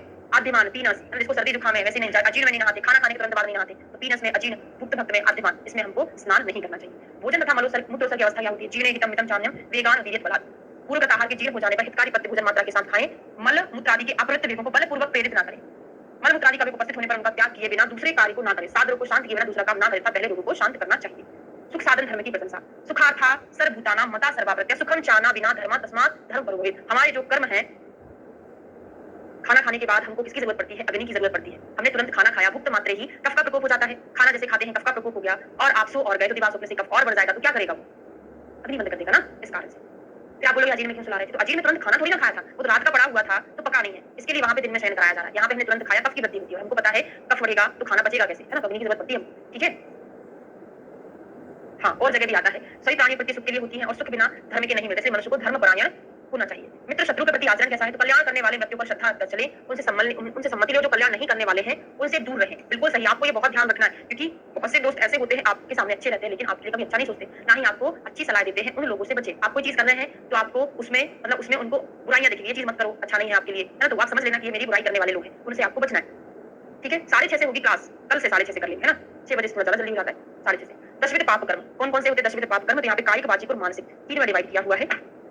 कायिक 3 है, वाचिक 4 है, मानस 3 है। कायिक, वाचिक और मानस या मानसिक, मानस बोल दो, 3 है, 4 है, 3 है, 4 5 7 8 9 10 ऐसे करके ना। कायिक मतलब क्या होता है? हमने कोई शरीर से कोई ऐसा काम किया, वाचिक कुछ बोलकर गलत किया, मानस कुछ दिमाग से गलत किया, है ना? तो क्या क्या चीजें होती है हिंदी से पढ़ लो। 10 तरह के पाप कर्म, जैसे हिंसा, चोरी करना, कोई अन्यथा काम करना, है ना? पैशून्य, चुगली करना, परुष, कठोर वचन बोलना। तो हमने जो शारीरिक वाले पढ़े, कायिक वाले क्या पढ़े? 3 पढ़ लिए। कौन कौन से होते हैं? हिंसा, स्तेज, अन्यथा काम। अब वाचिक 4 कौन कौन से हैं? पैशून्य, बोलने से चुगली करना, ठीक है, परुष, कठोर वचन, अनर्थ, झूठ बोलना, सभिन्न प्रलाप करना, है ना? ऐसा नहीं पूछा जाएगा इनमें से कौन सा है, बस इतना याद रखो। कायिक 4 है, वाचिक कायिक 3 है, वाचिक 4 है, मानस कितने होते हैं? वो भी 3 होते हैं। ठीक है, अब मानसिक में क्या है? द्रव्य विपर्यता, है ना? ईर्ष्या हो गया, दूसरे से धन लेने की इच्छा करते रहना, तो इसमें 3 कायिक, 4 वाचिक और अंत के 3 मानस होते हैं। मनुष्य का कर्तव्य क्या है? आवृत्ति, व्याधि, शोक से पीड़ित व्यक्ति की सहायता में यथाशक्ति प्रयत्न हमको करना चाहिए। आत्मोत्सक्ताम पश्यति कीट विविलिका, कीड़ा मकोड़ा, चिवटा, क्षुद्र जंतु को भी अपनी तरह निरंतर, ऐसा नहीं है छोटा सा कीड़ा है मार दो तो क्या जा रहा है, किसी को पता थोड़ी चल रहा है, ना ही हमको कोई पुलिस पकड़ के ले जाएगी तो मार दो, ऐसा नहीं करना है। उनको भी हमको अपने बराबर देखकर चलना है। ठीक है, कंप्लीट होने वाला ना, कर ही देती हूँ। फिर क्या है परोपकार। तो यहाँ पे दिनचर्या के साथ साथ इन्होंने सदव्रत का भी वर्णन कर दिया है, कैसे हमको रहना चाहिए, क्या है चीजें, है ना, थोड़ा बहुत सदव्रत के बारे में बता दिया है। अपकार करने वाले शत्रु के प्रति भी मुख्य रूप से उपकार करने वाला, जो मैं आपको हमेशा समझाती हूँ कि आपका जो व्यक्ति अपकार कर रहा है उसके लिए आप बुरा नहीं करो, उसके साथ भी आपको अच्छा करना चाहिए, ये हमारे शास्त्रों में बोला है। इससे क्या होता है, वही खुशी मिलती है ना, सामने वाले को एहसास होता है कि हाँ भी मैंने इसके साथ गलत किया है। तो अपकार के प्रति भी आपको उपकार की भावना होना चाहिए। संपत्ति विपत्ति में एक समान रहना, एक मन रहना, ऐसा नहीं बहुत खुशी है तो बहुत ज्यादा एक्साइटेड हो गए, बहुत खुश हो गए, हार्ट अटैक से मर गए। तो चाहे सुख हो चाहे दुख हो, ऐसा सोचना चाहिए कि दुख आया हुआ है, थोड़े दिन बाद चला जाएगा, फिर सुख आ जाएगा, तो ऐसे करके दुख जल्दी चला जाता है। तो उन सभी में आपको एक जैसा रहना। अब ये क्वेश्चन एग्जाम में पूछा है, काले हितम मितम ब्रियात विसंवादी पेशलम किस आचार्य का है। हमको कब कितनी बातें बोलना है, कैसे बोलना है, इस पर आपको ध्यान देना है। मनुष्य समय पर हितकारी, हितम, मित मतलब लिमिटेड, परिमित, भूयाद मतलब बोले, क्या अविसंवाद, विसंवाद मतलब यह है कि सत्य बोले, है ना, अब पेशलम सत्य और मधुर बोले, पेशलम सत्य और मधुर हमको बोलना चाहिए। तो सत्यम ब्रियात प्रियम ब्रियात अयोग्य स्थान पे औषधि भी, हाँ, इसलिए हितकारी परिमित शब्दों को सत्य वचन और मधुर भाषा में बोलना चाहिए, है। तो पेशलम मतलब क्वेश्चन पूछा था एक बार, पेशलम क्या होता है, तो मधुर, मधुर भाषा में पेश करना चाहिए, या मधुर चीजों को, मिठाई को किसी के सामने पेश करना चाहिए, ऐसे करके भी आप याद कर सकते हो। अब ये मैं नहीं पढ़ा रही, मिलने से अगर कोई मिलता है तो आपको पहले खुद बात करना है, पूर्वाभिभाषी, आपको उससे खुद बोलना चाहिए, है ना। तो ये चीज आप चरक संहिता में पढ़ी हो। इंद्रियों का निग्रह देखते हैं, इंद्रियों को पीड़ा ना पहुंचाए, ज्यादा ना पीड़ित इंद्रियों को ज्यादा पीड़ा ना पहुंचाए कि हम कोई चीज, हाँ गुलाब जामुन, मीठा गुलाब जामुन पेश करते हैं, बिल्कुल सही। क्या बोल रहे हैं कि इंद्रियों को पीड़ा ना, आप बहुत ज्यादा पास से ना पढ़ाई करें, दूर से पढ़े, बहुत ज्यादा टेंशन दिमाग में ना डालें, होगा कि नहीं होगा मेरा सिलेक्शन, तो ऐसे करके आपको ज्यादा लालच भी नहीं करना, ना चाहती लालित, कार्य का आरंभ, धर्म काम से कोई कार्य ना करें, धर्म काम। हाँ, अब ये क्वेश्चन एग्जाम में, ये तो सारे चीज समझने का था, जहां मैं टिक नहीं लगाती, अंडरलाइन नहीं कराती, इसका मतलब वो केवल आपको समझना है, समझ के काम चल जाएगा, लेकिन यहाँ पर आपको याद रखना है। अनुयात प्रतिपदम सर्वधर्मेषु मध्यम, हमको सब धर्मों में, सब आचार्य मध्यम मार्ग का अनुसरण करना है, मध्यम मार्ग का पालन करना चाहिए, जो ना इसके विपरीत हो ना उसके विपरीत हो, मध्यम हो, दोनों के सपोर्ट में चले, ऐसा हमको काम करना चाहिए। तो मध्यम धर्म का पालन करने को कौन आचार्य बोले हैं, क्वेश्चन बहुत इंपॉर्टेंट है। नीच रोम नख शमशु को कब कटवाना चाहिए, चरक हो, सुश्रुत हो, बागवट हो, त्रिपक्ष से बोला है, तीन पक्ष में एक बार करवाना है, सॉरी नहीं, तीन पक्ष में एक बार नहीं, त्रिपक्ष से मतलब है पक्ष में 3 बार करवाना, मतलब वही 5-5 दिन में कटवाते रहे बाल। ये सारा बृहत तरीकार का है, बाकी आचार्य का मैंने आपको होमवर्क दिया है, आप करना, ठीक है, बाकी आचार्य के अनुसार लिख लेना। निरंतर रत्न सिद्ध मंत्र सहदेवी आदि महाश्री का धारण करना है, छाता जूता धारण करना है, और 4 हाथ, ये किस आचार्य ने बोला है कि 4 हाथ इधर उधर देखकर चलो, अष्टांग हृदय ने बोला है ना, तो हाथ कितने, 4 हाथ इधर उधर देख के चलना चाहिए। निश्चित चाहते कि काय दंडी मौली सहायवन, आपको कहीं रात में जाना तो बगैर डंडे और बगैर, हाँ, शार पानी का, हाँ वही आप लिख लो, है ना। सभी रात में कोई आवश्यक कार्य आपको जाना है तो डंडे को साथ में लेकर जाओ, कोई सहायक को साथ में लेके जाना चाहिए। हाँ, और ना समृत मुख, हमको बगैर मुख ढाके नहीं छींकना, ये जनरल सी चीज है। पुरिया चक्षु हाथ से भी जब मुंह को बगैर ढाके ना जमाई लेना, ना हंसना है, ना को ना कोरे, ना ये जमीन को ना कोरे। अब ये ठीक है, ये आप पढ़ लीजिए। अच्छा, ये अगला, मद्य का विक्रय ना करें, ना ही उसका सेवन करें, बहुत इंपॉर्टेंट है। मद्य का विक्रय, संधान, दान मान कुछ नहीं करना, है ना। दान वगैरह सारी चीजें मद्य का मना किए हैं, और चीजें बताई हैं जिनको नहीं करना है। लोकाचार का पालन करना बताया हुआ है, तो लोकाचार का पालन, आचार्य सर्वचेष्टा लोक एक ही धीमता, मनुष्य के सब क्रियाओं में लोक समाज ही आचार्य है, उससे ही सीखे। परीक्षक मनुष्य लौकिक व्यवहार में लोक का ही अनुकरण करे, ठीक है ना। ये हमारा चैप्टर कंप्लीट होता है। तो आदि संतानात आज्ञा काय वाक् से सर्व सर्वार्थ बुद्धि प्रार्थेषु पर्याप्त मिति सद्व्रतम, सद्व्रत का वर्णन इन्होंने यहीं पर कर दिया स्वस्थ के साथ। तो क्या है, आदि संतानता, त्याग, दान, शारीरिक वाचिक मानसिक चपलता का निग्रह, दूसरों के कार्य में स्वार्थ बुद्धि, ये चारों संपूर्ण सद्व्रत है। दिन रात का विवेचन, किस प्रकार का जीवन व्यतीत करते, मेरे दिन रात कैसे हैं, इसकी हमको सदा चिंता करना चाहिए। आचार पालन का परिणाम, प्राप्त समाचरण, आयु आरोग्य, आचार पालन करेंगे तो आपको क्या मिलेगा, आयु आरोग्य ऐश्वर्य की प्राप्ति होती है, ठीक है। तो ये हमारा चैप्टर कंप्लीट होता है। कल हमारा ऋतुचर्या शुरू करेंगे, और ऋतुचर्या में आप ध्यान रखिएगा कि चरक आपने बहुत अच्छे से पढ़ा है, सुश्रुत में मैंने पढ़ाया, और उत्तर तंत्र में और ज्यादा पढ़ेंगे हम सुश्रुत संहिता में, क्योंकि ऋतुचर्या वाले जो क्वेश्चन है सुश्रुत के उत्तर तंत्र से चरक के सूत्र स्थान से पूछे जाते हैं, ठीक है। और यहाँ पे हम ऋतुचर्या को बहुत सुपरफिशियल पढ़ने वाले हैं, डीप नहीं पढ़ेंगे, ठीक है ना। क्योंकि एक संहिता से आपने पढ़ लिया, उसमें आपका रीजनिंग कंप्लीट हो जाएगा। हाँ, और जो 4th नंबर का मैं चैप्टर पढ़ाऊंगी आपको, उसके पहले चरक का 7वां चैप्टर पढ़ना है ना, क्योंकि नावेगान धारणी में यहाँ पे हम वेगों का धारणी वेग के बारे में पढ़ेंगे, तो आपको चरक का याद होगा, तभी मैं बागवत का कंपैरिजन करके पढ़ाऊंगी ना, तो याद हो, क्योंकि यहाँ से केवल वही क्वेश्चन पूछे जाते हैं अधिकतर जो चरक से थोड़े डिफरेंट है। तो हमको पहले चरक का पता होना चाहिए, उसके बाद हम अष्टांग हृदय का पढ़ेंगे, ठीक है, ओके।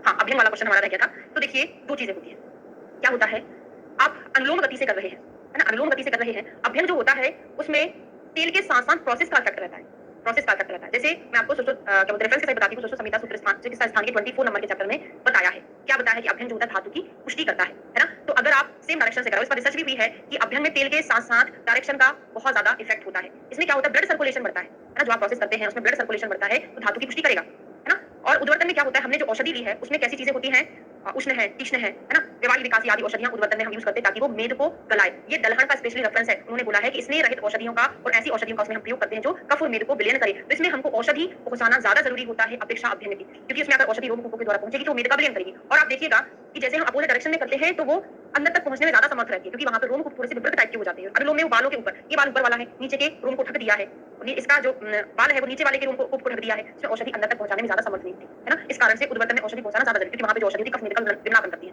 और आपने चिकित्सा के 24 में ही पढ़ा है कि हल्के हाथों से पैर दबाना भी मांस को, धातुओं को बल प्रदान करता है। इसका मतलब क्या है, प्रोसेस है। तो पैर दबाने से हाथ का कोई मेडिसिन तो अंदर नहीं जा रहा ना, केवल हाथ से ही दबा रहे हैं, तो प्रोसेस का भी इफेक्ट होता है ना, वो धातु क्या करता है, थोड़ा पुष्टि करने का काम करता है। समझ में आ गया, क्लियर हो गया। अभ्यंग मैंने आपको बताया ना, अभ्यंग दो तरीके से काम करता है। तेल उतना काम नहीं करना जितना कि प्रोसेस कर रहा है, या तो धातु की पुष्टि कराता है। हमारी जो ब्लड सर्कुलेशन है, अगर मॉडल से कोरिलेट करें तो ब्लड सर्कुलेशन को बढ़ाता है अभ्यंग, है ना। इस कारण मैंने आपको ऐसा कोरिलेट करके बताया। हाँ बिल्कुल, शल्यकर्मी अनुलोमन गति से हम करते हैं, ठीक है। बाकी अगर और समझना है तो आप पूरा मोड ऑफ एक्शन पढ़ सकते हैं अभ्यंग का, कैसे वो फंक्शन करता है। हाँ, जो भी आपको ऑथेंटिक चीजें प्रोसेस के साथ साथ सर्कुलेशन को भी बढ़ाता है ना। प्रोसेस मतलब वही है, आप रविंग करेंगे कहीं पर, मतलब अभ्यंग कर रहे हैं, प्रोसेस कर रहे हैं, तो वहां पे ब्लड सर्कुलेशन बढ़ता है, ठीक है।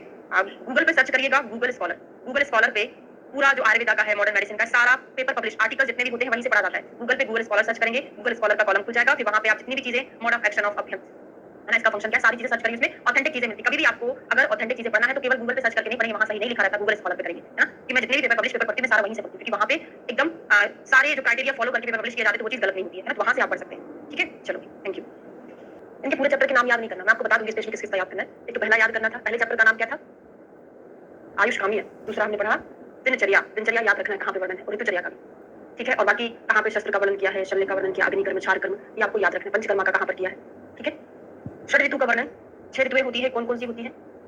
तो माघ से प्रारंभ करके दो मासों को मिलाने पर, ये हमने चरक संहिता में पढ़ा था, सेम टू सेम वैसा ही है, कोई भी चीज डिफरेंस नहीं है। तो माघ से प्रारंभ करके दो मास का बनता है, क्रमशः शिशिर वसंत ग्रीष्म, वर्षा शरद हेमंत। उनमें शिशिर वसंत ग्रीष्म इनको हम उत्तरायण बोलते हैं, वर्षा शरद हेमंत को दक्षिणायन बोलते हैं। यहाँ पे त्रिकटु की प्रधानता है, यहाँ पे आलम की प्रधानता है। समझ आ रहा है जो मैं बोल रही हूँ। त्रिकटु मतलब पित्त, कषाय, कटु रस की प्रधानता शिशिर वसंत ग्रीष्म में क्रमशः, और आलम अम्ल लवण मधुर की वर्षा शरद हेमंत में होती है, जो आप पहले पढ़ चुके हो। इसी को आदान काल भी कहते हैं, उत्तरायण, दक्षिणायन, गुड मॉर्निंग, आदान काल, विसर्ग काल, ठीक है। और इस काल में सूर्य में प्रतिदिन मनुष्यों का बल बढ़ता है।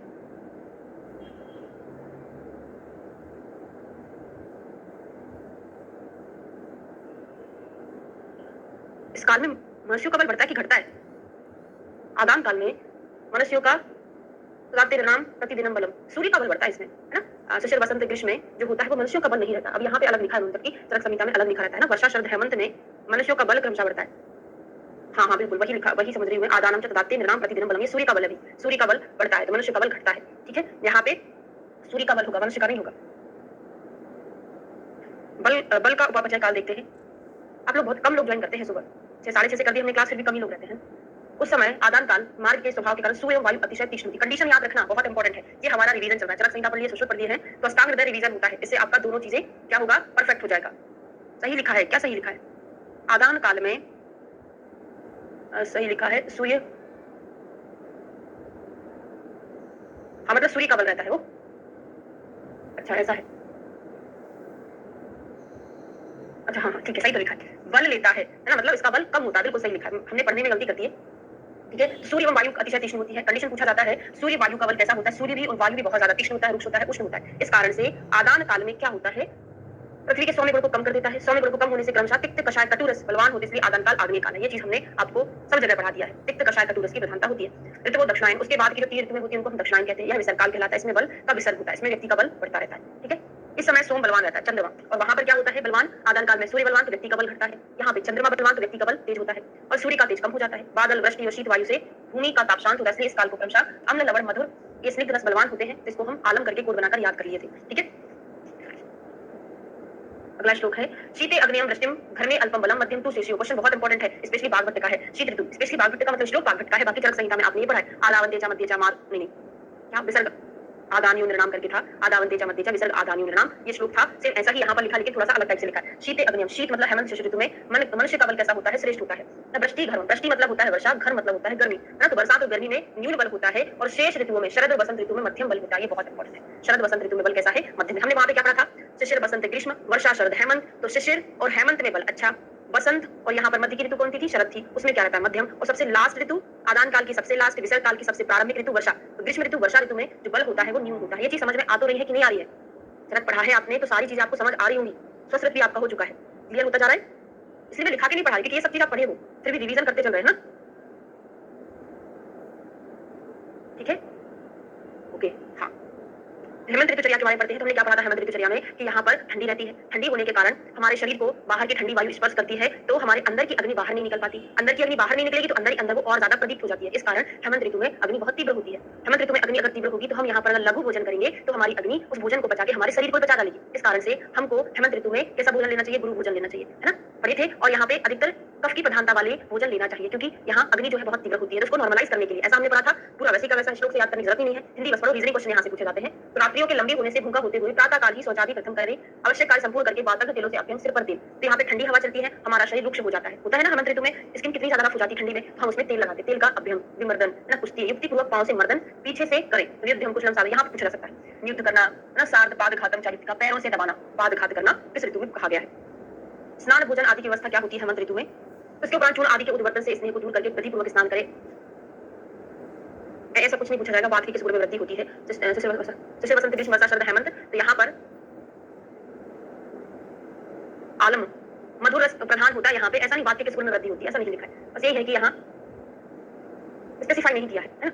वायु जो होता है शीतल होता है ना, वायु रुक्षता बढ़ जाती है उस कारण से शरीर में। इसके उपरांत चूर्ण आदि को उद्वर्तन से स्नेह को दूर करके विधि पूर्वक स्नान करें, फिर कस्तूरी मिश्रित केसर का शरीर पर लेप करना है, अग्नि का धूप देना है, कुल मिलाकर उष्ण चिकित्सा करना है वायु की रुक्षता की शांति के लिए, शीतलता की शांति के लिए। और यहाँ पे हमको क्या ध्यान देना है, जैसे ठंडी में हम जो जो चीजें यूज करते हैं ना वो सारी चीजें आपको याद रहेंगी, है ना, कि कुल मिलाके कफ को बढ़ाने वाले आहार लेना है। बढ़ाने वाले आहार मतलब ऐसा होता है कि अग्नि को नॉर्मलाइज करने के लिए यहाँ पे आहार को लेना पड़ेगा ना। तो फिर इसलिए मांस रसों मेदु मांस को खाना है, क्यों खाना है, क्योंकि अग्नि तीव्र रहती है। गुड़ से बने मध्य सुरामण्य या सुरा को पिए, गेहूं पुष्टिवर्धक करने का दूध से बने सुंदर पदार्थ खाएं, नूतन अन्न तेल का उपयोग करें, गरम गरम पानी यूज करें, परिवार को से प्रवेली को से ढके हुए बिस्तर पर गरम गरम लघु वस्त्र ढककर युक्ति मात्रा से सूर्य की किरणों में स्वेद का सेवन करें, जूते या खड़ाऊ आदि का सदा उपयोग करें। ठंडी में ऐसे तो करते हैं, जूते खड़ाऊ आदि पहन के रखते हैं, सॉक्स पहन के रखते हैं, सूर्य की किरणों का सेवन करते हैं, स्वेदन का सेवन करते हैं, है ना। तो यहाँ पे लास्ट वाली युक्त्या अर्घ किरणान स्वेदम पादत्राण च सर्वदा, देखो चरक संहिता में हमने ऋतुचर्या बहुत अच्छे से पढ़ लिया है, तो वहां का याद रखना ज्यादा जरूरी है। यहाँ पे केवल उन्हीं चीजों को फोकस करो जो अलग है, और सुश्रुत के उत्तर तंत्र में पूरी ऋतुचर्या एक बार और पढ़ाऊंगी, वहां से बहुत सारे रीजनिंग क्वेश्चन बनते हैं, ठीक है।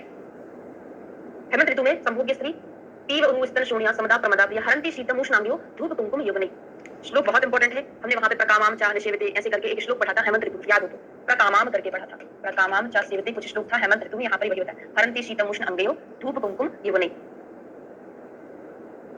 हेमंत में प्रशस्त ग्रह कैसा होना चाहिए, हमने वहां पढ़ा था, एक ऐसी कुटी का निर्माण करना चाहिए जिस पर उष्ण, जिसकी दीवारों पर उष्ण औषधियों का लेप लगा, वहां पर हमको रहना चाहिए। उस औषधियां कैसी होती हैं, गर्म करती है उस घर को, है तो उष्ण गर्भ गृह में रहना चाहिए। अंगारों की गर्मी से गर्म किया हुआ घर, घर के अंदर बने हुए घरों में, भूमि के नीचे के घरों में रहने वाले व्यक्ति शीत के पारुष्य के कारण उत्पन्न दोष कभी भी उत्पन्न नहीं होता था। निवात उष्ण ग्रह में रहें, कहाँ रहेंगे, ठंडी पड़ेगी तो निवात उष्ण ग्रह में रहना चाहिए। अगला आता है शिशिर ऋतु।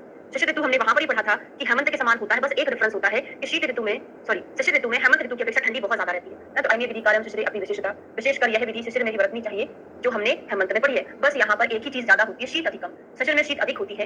रोक्ष्यम च आदान कालजम तथा रुक्षता, आदान काल जनित रुक्षता भी होती है। और समझ में आ गई ना, सेम वहां पर पढ़ा था, यहाँ पर ठंडी अकेले ज्यादा होती है और रुक्षता बढ़ती है।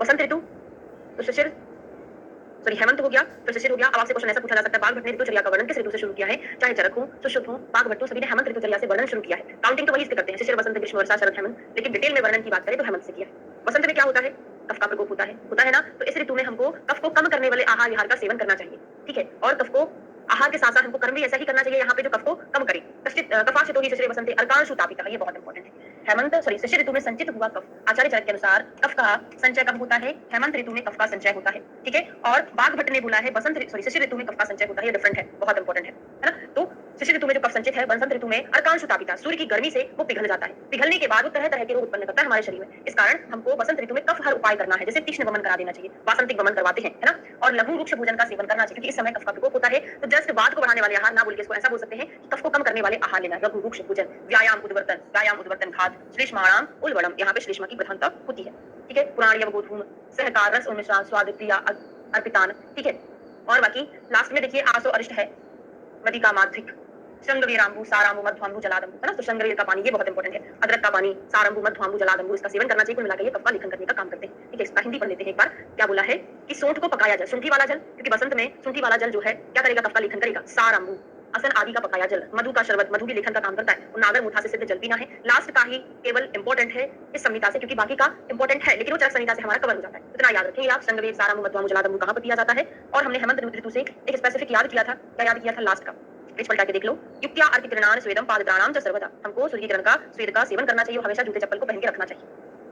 वसंत ऋतुचर्या हो गया, मध्याह्न स्थल सेवनी। और देख लेते वसंत ऋतुचर्या में क्या होता है। दक्षिणान अनिल शीतेषु परितो जलवाहिषु, जंगल या बाग दक्षिण दिशा की वायु से शीतल बने हुए हैं, जिनके चारों ओर जल बह रहा है, जिनमें सूर्य थोड़ा दिख रहा हो या बिल्कुल ना दिख रहा हो। छिपा हो, जिसकी भूमि मणियों के फर से समान सुंदर हो, जहाँ पर कोयल की कुहक सुनाई देती हो, जिनमें मदन व्यापार शोभित हो रहा हो, नाना प्रकार के पुष्प वृक्षों से सुगंधित जंगलों में चित्र विचित्र गपशप एवं कथाओं के साथ सुखी मध्याह्न काल बिताएं। कुल मिला के इतना है। हम बोलते हैं ना, लो बसंत का मौसम आया, खुशियां झोली भरकर लाया। बसंत ऋतु में बहुत सारे फूल खिलते हैं। उस टाइम पे हमको वनों में जाना है, बगीचों में जाना है, फूलों को देखते हुए वहां पे अपना समय बिताना है। इतना बस याद रखना है। विचित्र पुष्प, बसंत के मौसम में बहुत तरह तरह के पुष्प खिलते हैं, तो विचित्र पुष्प उनका क्या करना है, सेवन करना। सेवन का मतलब खाना नहीं है, उनके आसपास घूमना है। बसंत में किन चीजों का वर्जन होता है, चरक संहिता पढ़े थे कि कफ का प्रकोप होता है, तो कफ वर्धक पदार्थों का स्ट्रिक्टली मना होता है। गुरु शीत दिवा स्वप्न स्निग्ध अम्ल मधुरास तजित।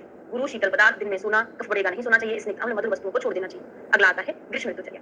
तो शिशिर, बसंत, ग्रीष्म। ग्रीष्म ऋतु में कफ का शमन हो जाता है और यहीं से वात का संचय शुरू हो जाता है, और ग्रीष्म ऋतु के बाद वर्षा ऋतु आती है, वहां पे वात का प्रकोप हो जाता है। ठीक है, तो तीक्ष्णांशु अति तीक्ष्णांशु ग्रीष्म, इसमें ग्रीष्म ऋतु में अति तीक्ष्ण किरणों वाला सूर्य संसार के स्नेह को नष्ट करता है। अब जरा बसंत ऋतु के श्लोक पर आ जाओ। बसंत ऋतु में क्या लिखा था, 18 नंबर का श्लोक देखिए। कफाश्चितो ही शिशिरे बसंते अर्कांशु तापितः। कफ का संचय शिशिर ऋतु में होता है, बसंत में सूर्य की ताप से वो पिघल जाता है। यहाँ पे गर्मी के दिनों में क्या होता है, सूरज ऐसा लगता है कि पता नहीं हमारे सिर के ऊपर ही जल रहा हो, है ना। तीक्ष्णांशु अति तीक्ष्णांशु ग्रीष्म में बहुत ज्यादा तीक्ष्ण किरणों वाला सूर्य रहता है। ठीक है, प्रत्यहम शीते श्लेष्मा, ये क्या करता है, श्लेष्मा को क्षरण करता रहता है। तो आप जानते हैं ग्रीष्म ऋतु में, बसंत ऋतु में प्रकोपित श्लेष्मा ग्रीष्म ऋतु में जाकर उसका शमन हो जाता है, और यहाँ पर वायु का संचय होता रहता है। वायुश्च वर्धते, कफ का शमन होगा, वायु बढ़ने लगेगा, मतलब वायु का संचय होता रहेगा, तो वर्षा ऋतु में जाके वायु प्रकोपित हो जाएगा। तो अस्मिन कटु अम्ल व्यायाम अर्कांश त्यजेत। इस ऋतु में हमको स्पेशली वात वर्धक आहार विहार का भी सेवन नहीं करना चाहिए, क्योंकि वायु यहाँ पे बढ़ता है ना। तो कटु अम्ल व्यायाम, व्यायाम से वायु बढ़ता है, सूर्य की किरण, ठीक है, इन सबका त्याग हमको करना चाहिए। ग्रीष्म ऋतु में भोजन आदि कैसा करना चाहिए, बजेट मधुरम इवानम लघु स्निग्धम सुंदरम। गर्मी में वैसे क्या होता है, बहुत ज्यादा गर्मी रहती है, वायु का तो वायु का संचय होता जाता है, मतलब बॉडी वीक होता रहता है। इस कारण से हमें मधुर अन्न का सेवन करना चाहिए, मधुर लघु स्निग्ध किमम। आप तो ऐसे याद कर लो, वायु वायु से बोले याद मत करो, याद करिए। आप जब गांव जाते हैं ना, तो वहाँ पे आप मंथ पीते हैं। गर्मी के दिनों में गांव में घूमने जाते हैं ना, तो मंथ है, लघु अन्न है, स्निग्ध है, ऐसी चीजों का सेवन करते हैं। सत्तू बना के सेवन करते हैं, शीतल सत्तू बनाकर शक्कर डालकर उसमें सेवन किया जाता है गर्मी के दिनों में। हाँ, और गर्मी के दिनों में हमने ये भी पढ़ा था, मद्य को नहीं पीना चाहिए। अगर पीना है तो उसको बहुत कम मात्रा में पीना है, और उसमें बहुत ज्यादा मात्रा में पानी मिलाकर पीना है। मध्यम ना पेयम, पेयम वा स्वल्पम, और सुबहु, क्या बोले, सुबहु वारिवा, सुबहु वारिवा मतलब बहुत ज्यादा मात्रा में पानी मिलाकर पीना चाहिए।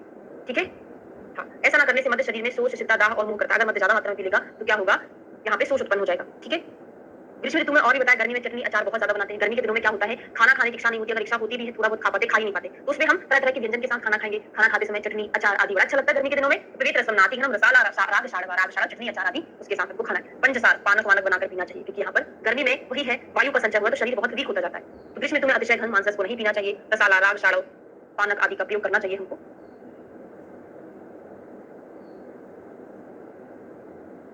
खट्टे करके मिट्टी की बनी सिप्पियों में खाएं, पाटला पुष्प सुवासित करके। अब ये कोई इंपॉर्टेंट नहीं है पाटला वाटला। ग्रीष्म ऋतु में रात्रि भोजन कैसा होना चाहिए, रात में शशांक तृणान भक्ष्यान रजन्याम भक्ष्यन कवेत। देखिए, रात में कपूर के टुकड़ों से भक्ष्य पदार्थों खाते, चंद्रमा और नक्षत्र से शीतल बने, शर्करा मिश्रित भैंस के दूध को पिए। शशांक तृणान भक्ष्य, शशांक मतलब चंद्रमा, चंद्रमा की किरणों को सेवन करें। तो गर्मी के दिनों में रात में कहाँ सोते हैं, छत के ऊपर सोते हैं चंद्रमा की किरणों में। तो अपन ने चरक संहिता पढ़ा था क्या, चंद्रमा की शीतल किरणों की छाया में कब सोया जाता है गर्मी के दिनों में। तो गर्मी जब गाँव घूमने जाते तो वहाँ पे छत पे बढ़िया सभी लोग बिछा के सो जाते हैं वहाँ पे। तो शशांक तृणान भक्ष्यान करने को बोला है, और माहिषी शीर सेवन करने को बोला है, क्योंकि यहाँ पे माहिषी शीर कैसा होगा, थोड़ा सा हैवी होता है ना। तो यहाँ पे वात का संचय हो रहा है, तो कुल मिला के वो वायु के संचय को थोड़ा सा अपोज करने वाला होता है। तो माहिषी शीर का सेवन करने को क्वेश्चन पूछा जाता है, किस ऋतु में बोला गया है। रात्रि में सेवनीय चीजें, निशाकर कारकीने, है ना। रात्रि में चंद्रमा की चांदनी से व्याप्त मकान की छत पर सोए। वहीं अगला आता है वर्षा ऋतुचर्या। वर्षा ऋतुचर्या में क्या होता है, वायु का प्रकोप हो जाता है। रोग स्वभाव से ग्रीष्म ऋतु में क्या बोल रहे हैं, रोग में अच्छा राग शारों का, हाँ बिल्कुल निषेध है।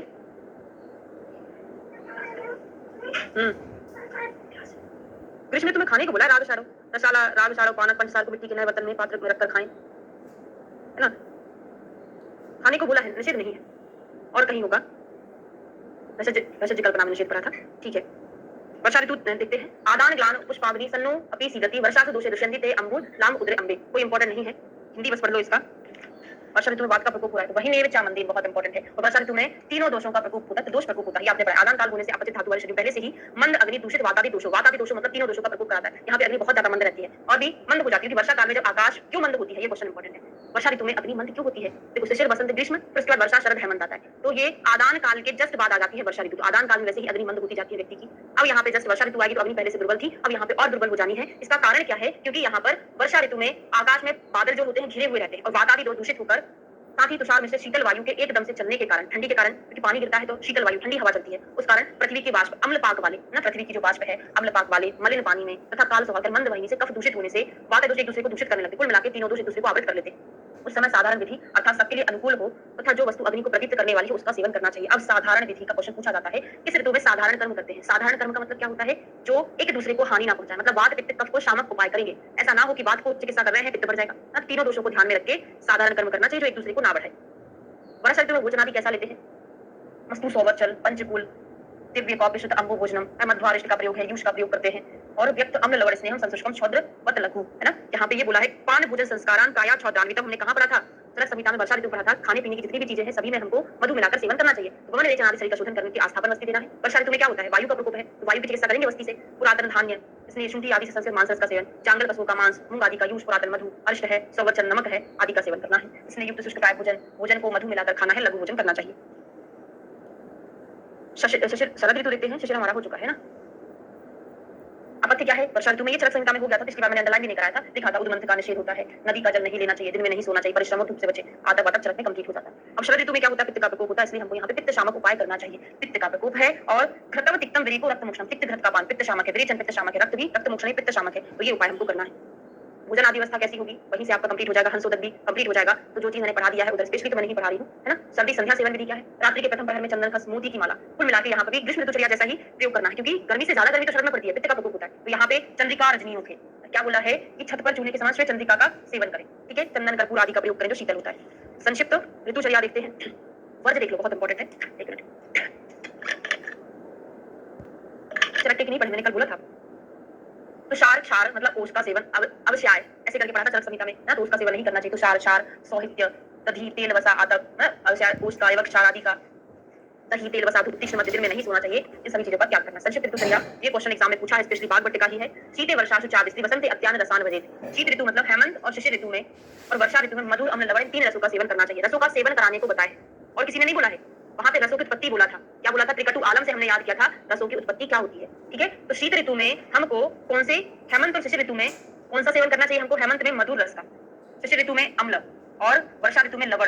याद है ना, मधुर अम्ल लवण कटु तिक्त कषाय, क्रमशः यही रस होता है ना, मधुर अम्ल लवण कटु तिक्त कषाय। तो यहाँ पे हेमंत शिशिर का आपको क्रम याद रखना पड़ेगा। हेमंत शिशिर वर्षा मधुर अम्ल और लवण रस का सेवन करना चाहिए, ठीक है। इन तीन रसों का सेवन करें। बसंत में पिछले तीन रस अर्थात तिक्त कटु कषाय रसों का सेवन करना चाहिए।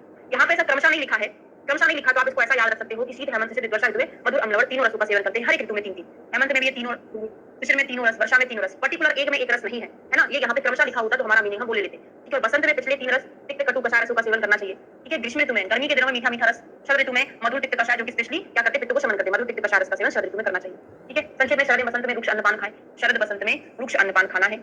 शेष ग्रीष्म वर्षा शिशिर और हेमंत में कैसा खाना चाहिए? स्निग्ध भोजन करना चाहिए।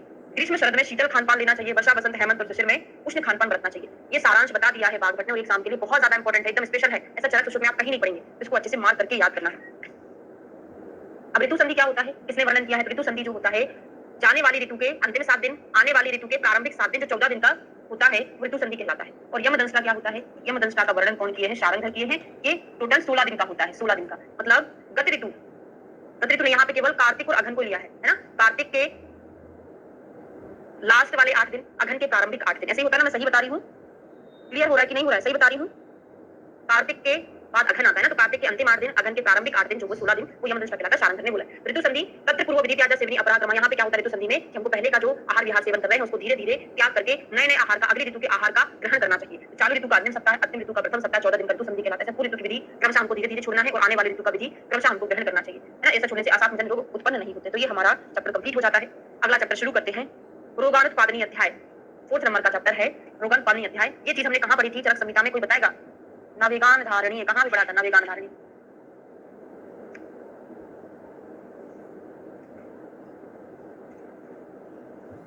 हाँ बिल्कुल, चरक सूत्र। देखो मैं एक बार और बता देती हूँ कि अष्टांग हृदय में जो चीज पढ़ना तो ठीक है, मैंने पढ़ा दिया, वो आप पढ़ते रहो। साथ में अगर ये पढ़ा है तो चरक संहिता की ऋतुचर्या खोल के बैठ जाओ, सुश्रुत संहिता की।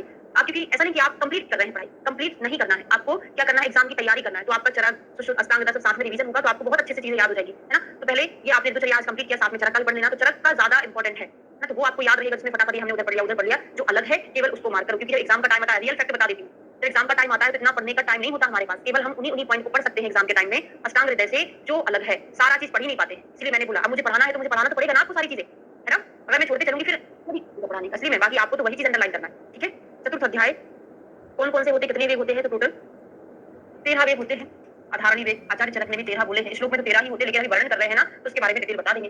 वेगान नाधारित वात विंड मूत्र छव त्रट सुदाम निद्राकाश श्रम श्वास जंभा अश्रु छर्दी ऋतसाम। श्रमजन्य श्वास पढ़ना है इसको। श्रमजन्य श्वास एक ही चीज है, बाकी काउंटिंग में पूरे के पूरे कितने हो जाते हैं? 13 हो जाते हैं ना। अधोवायु के अवरोध से उत्पन्न होने वाले रोग क्या क्या होंगे? आपको चरक संहिता का पढ़ लेना है, मैंने कल ही बोला था, ठीक है? तो ये वाला आपको आराम से याद हो जाएगा। तो अधोवात से रोधीन गुल्म उदावत रुक्कलम, तीनों को विशेष रूप से मार्क करेंगे। वहां पे हमने अधोवात में क्या पढ़ा था? विंड मूत्र का संग हो जाता है, आद्यमान रहता है, वात विकार रहता है। अष्टांग हृदय में स्पेशली बहुत सारे वात रोगों का नाम दिया है। चरक में ऐसे रोगों का नाम स्पेशल ज्यादा तो नहीं दिया था, थोड़ा बहुत दिया था, है ना? लेकिन यहाँ पे अधोवायु की बस बात करें, बाकी में तो दिया हुआ है ना रोग का नाम। तो यहाँ पे गुल्म उदावत रुक्कलम हो जाए, क्यों होगा? देख थोड़ा सा समझते चलेंगे, कोई कोड नहीं है याद करने का। चरक में मैंने आपको कोई कोड नहीं बनाया था, केवल पढ़ पढ़ के ही याद कराया था ना। तो अधोवायु का रोध हो गया, मतलब वात अधोमार्ग से परिवर्तन होता था, वायु का अधोमार्ग से परिवर्तन नहीं हो रहा, तो क्या हो जाएगा? वायु ऊपर कहां? पेट में आ जाएगी, और क्या होगा? पेट में आके गुल्म बना देगी, है ना? और वायु पेट में आके उदावर्त कर देगी, तो गुल्म उदावर्त अधोवायु में होता है। और क्या होगा? अधोवायु का निरोध होगा। जो नॉर्मली मल मूत्र का त्याग होता है डेली, वो नहीं हो पाएगा। वात मूत्र शक्रत आदि का संग हो जाएगा, क्योंकि वायु ही मल को निकालती है, मूत्र को निकालती है, दोनों का संग हो जाना। वात मूत्र शक्रत संग, दृष्टि अग्नि वध हृदय गदा, ये क्या करता है? दृष्टि और अग्नि को नष्ट करता है ना? अग्नि नाश करता है, दृष्टि वध करता है। तो दृष्टि वध, अग्नि नाश और हृदय के रोग उत्पन्न करता है। हृदय गदा ये भी इंपॉर्टेंट है, हृदय रोग उत्पन्न करता है।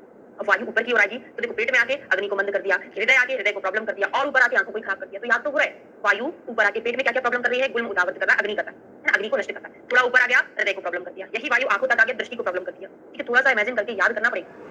इसमें हमको क्या करना है? इसमें संवेदन करना, वात नाशक का चिकित्सा करना है ना? विधि इसमें संवेदन है, वर्ती है, पानानी वस्तष्टि वस्ती देना है, और वात कंलोमन की चिकित्सा सारी यहाँ करना है। मल को वेग रोकने से क्या होता है? चरक संहिता में हमने पढ़ा था, वात वर्चो अप्रवर्तनम, वात और मल को नहीं निकालता है, शिराशूल होता है, आद्यमान होता है, पिंडी को द्विष्टन हमने पढ़ा था, ठीक है?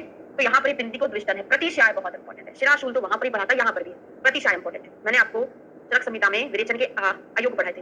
विरेचन में क्या हो रहा है? अधोमार्ग से मल का प्रवर्तन होता है। अगर अधोमार्ग से मल का प्रवर्तन नहीं हो रहा, उसका अपोजिट डायरेक्शन हो जाए, ऊर्ध्व मार्ग से होने लगे, तो अपन क्या बोलते हैं? अयोग। अयोग में जो चीज जहां से निकलना चाहिए था वहां से ना निकल के ऊपर के मार्ग से निकलने लग जाए, नीचे के मार्ग से निकलने लग जाए, तो वो अयोग हो जाता है। तो अगर यहाँ मल का अवरोध हो गया, तो कहीं ना कहीं से तो निकलना पड़ेगा ना मल को, तो नासा से निकलना है प्रतिशय के रूप में। याद करने का तरीका है ना? तो प्रतिशय शिरोरुजा ऊर्ध्ववायु, अगर मल का निरोध हो गया तो वायु ऊपर की ओर गमन करने लगेगी। हृदय से उपरोधनम, हृदय को भी अवरोध होगा, हृदय का अवरोध होना। देखो, अधोवायु का संग्रह होगा, हृदय में आके हृदय को क्या कर रहे थे? रोग उत्पन्न कर रहे थे। हृदय के रोग यहाँ पर भी था और यहाँ पर भी है। हृदय का अवरोध, विष अवरोध करता है, मतलब वही है, टोटल मिलाकर हृदय के रोग उत्पन्न करता है। मुखेन विट प्रति, मुख से विट की प्रति होने लगती है। तो जब नीचे अधोमार्ग से नहीं हो पा रही तो मुख से होगी ना, तो मुख से मल का आना, पूर्वोक्त वात रोग और गुल्म उदावत आदि रोग यहाँ पर होते हैं। पूर्वोक्त अधोवायु जन रोग यहाँ पर मिलेंगे। अब मूत्र वेग में क्या पढ़ा था हमने? चरक संहिता में बस्ती में हन्मेश मूत्रकृच्छ शिरोरुजा, बस्ती में विनाम, ये पढ़ा था। यहाँ पर क्या है?